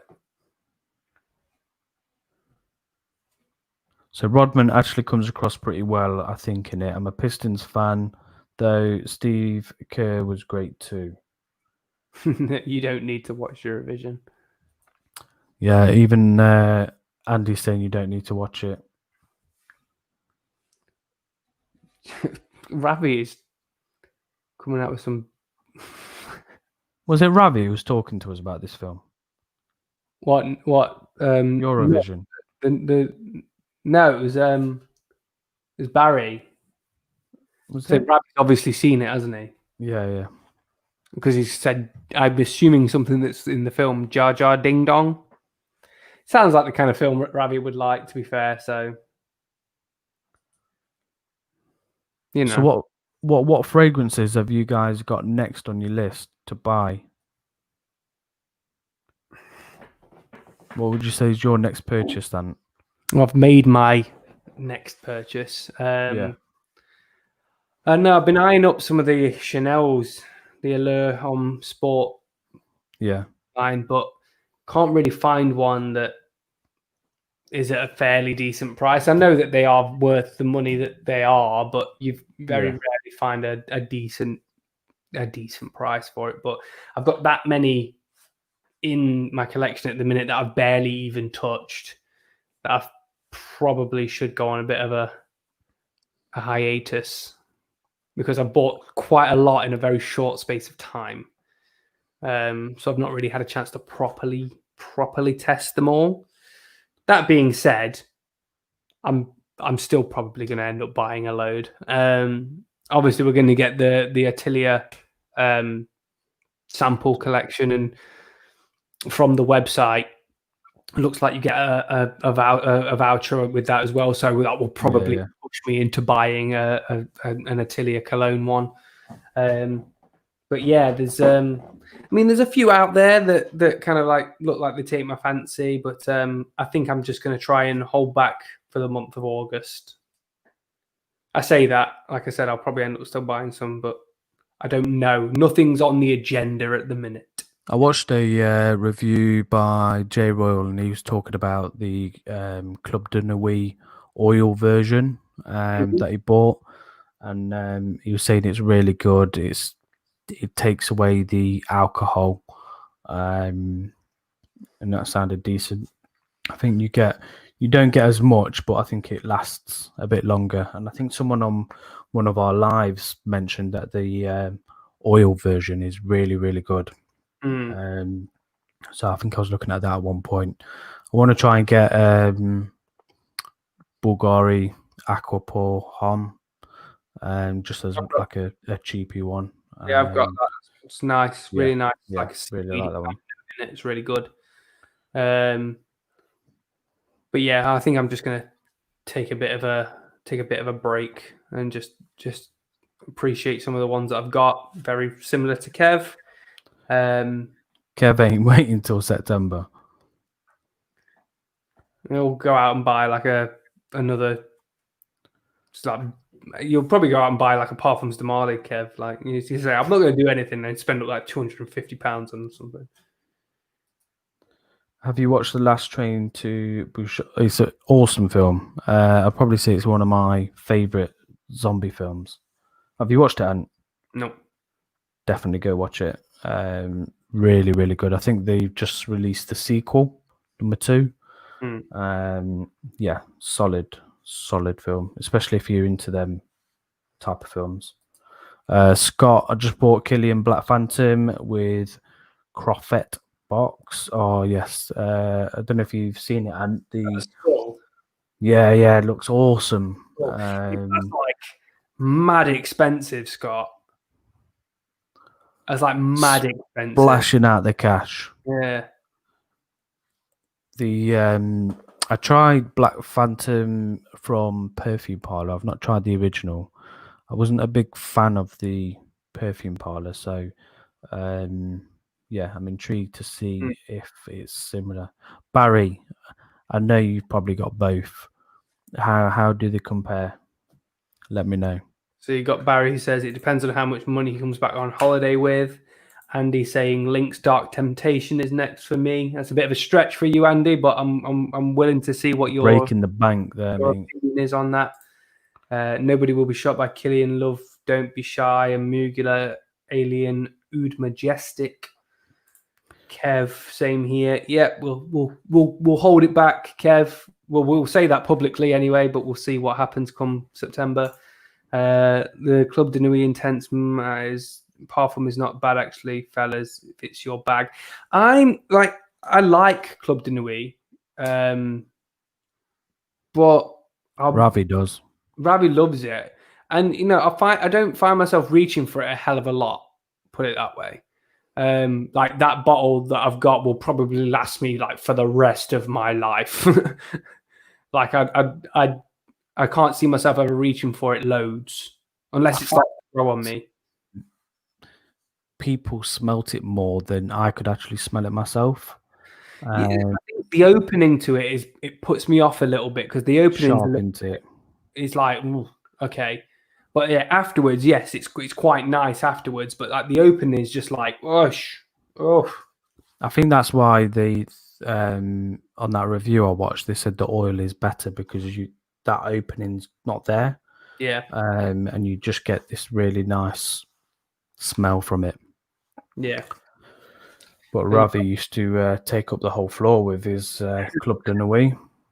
There you go, Barry. I want Enigma and Black Phantom, Instant Crush, Red Tobacco, 1 million Parfum, by Fireplace, and the Beach War. Not much there, then. Not much. I think from your list that you wrote there, Barry, I'd like to try Instant Crush and Red Tobacco. I would want to try Instant Crush and Enigma, I think. Riddler. Enigma. Oh, sorry. Yes. The Riddler. Where else we got? Gosh, we got quite a lot. So that's Kev laughing at the fact that he's probably going to drop 250. See, that's good. Look, see, Kev, he's coming out with it already. Like, I'm gonna put it on hold. I'm not gonna spend any. But by the way, I've just bought Blood Axe. He's only just bought it as well. He's just on Pocket Center website. He's like, I'm gonna go on hold.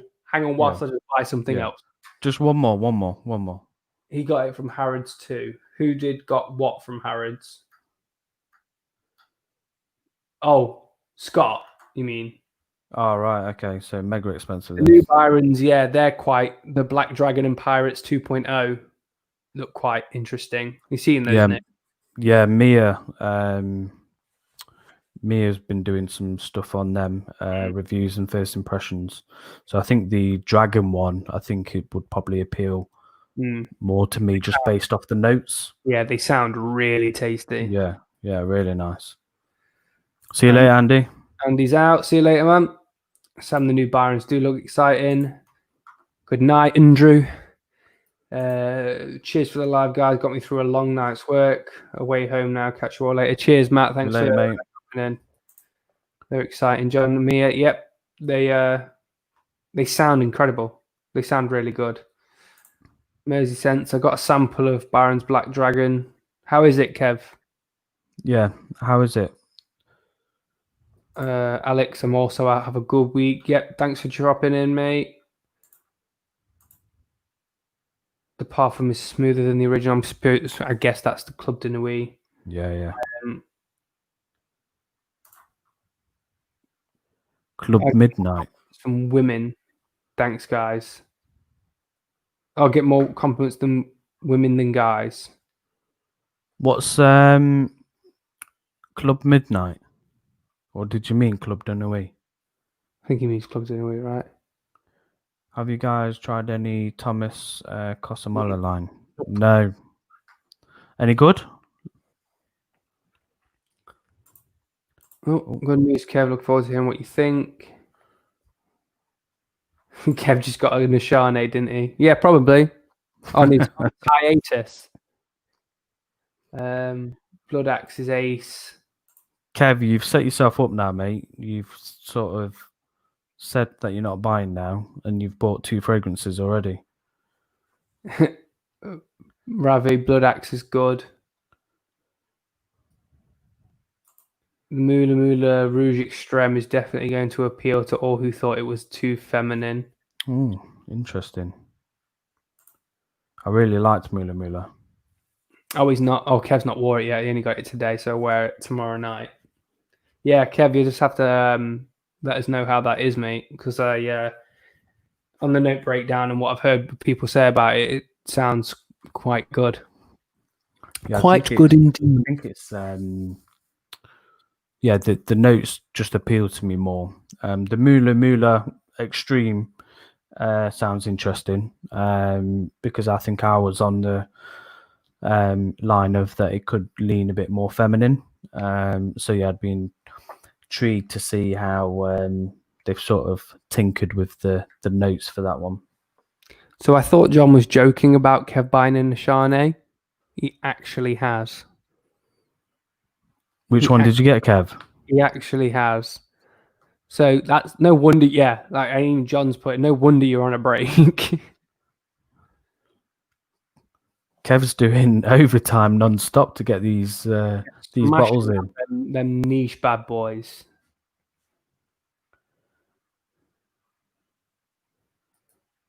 Mula Mula is really nice.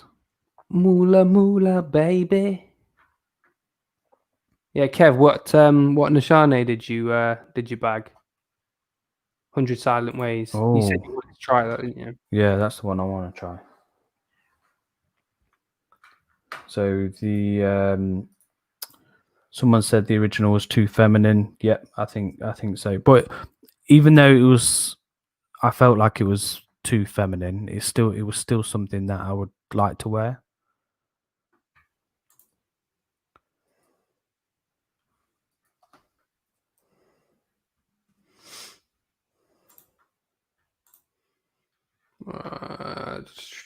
Right, I think we're out of subjects, aren't we? We're out of yeah, I think we're going to wrap it up for tonight, guys. Me and Ant have got to hit the gym at 5 o'clock in the morning. Yeah, I'm planning on going to the gym at R5 tomorrow morning. So we've got 5.5 hours of, well, not even 5.5 hours, like 5 hours of sleep. If I go to sleep right now, which is not going to happen.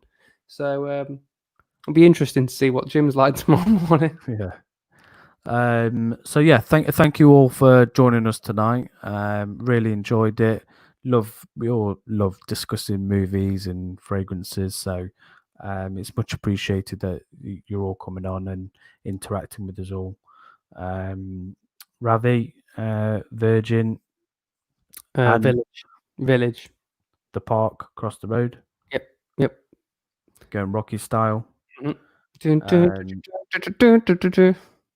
yeah, have a good week, guys. And yeah, make sure if you do us all a favor, make sure you hit the like button, get the engagement up on the video. That would be massively appreciated. And I know you are all. I would assume you're all subscribed, but if anyone is watching this back, hit the subscribe button if you haven't already subscribed. We are only 30 subscribers away from reaching 1,000, which we're very much looking forward to trying to get the milestone, the 1,000 milestone. Oh, George is in the house, but thanks for coming in, George. George, thank you. Good night. Yes, time it is over there for you. But yeah, if you haven't already subscribed, if you're watching this back and you're not watching it live, please consider subscribing. We would very much appreciate it and love you forever. Right? I think we would love you forever. You would hold a special place in our heart anyway. Yes. But yeah, we've got some reviews coming out shortly as well, guys. So stay tuned for that. But we will say good night and hope you all have a lovely week. We will be announcing when we will be doing the next stream later on in the week. So it's either going to be on Friday or Sunday, but we'll let you know on the Instagram page if you're a follower on Instagram, but I'm pretty sure you all are. So, so we'll say good night. Have a lovely sleep. Thank you Have very a- much, guys. Appreciate it. Much love. We love you all. Good night. Bye.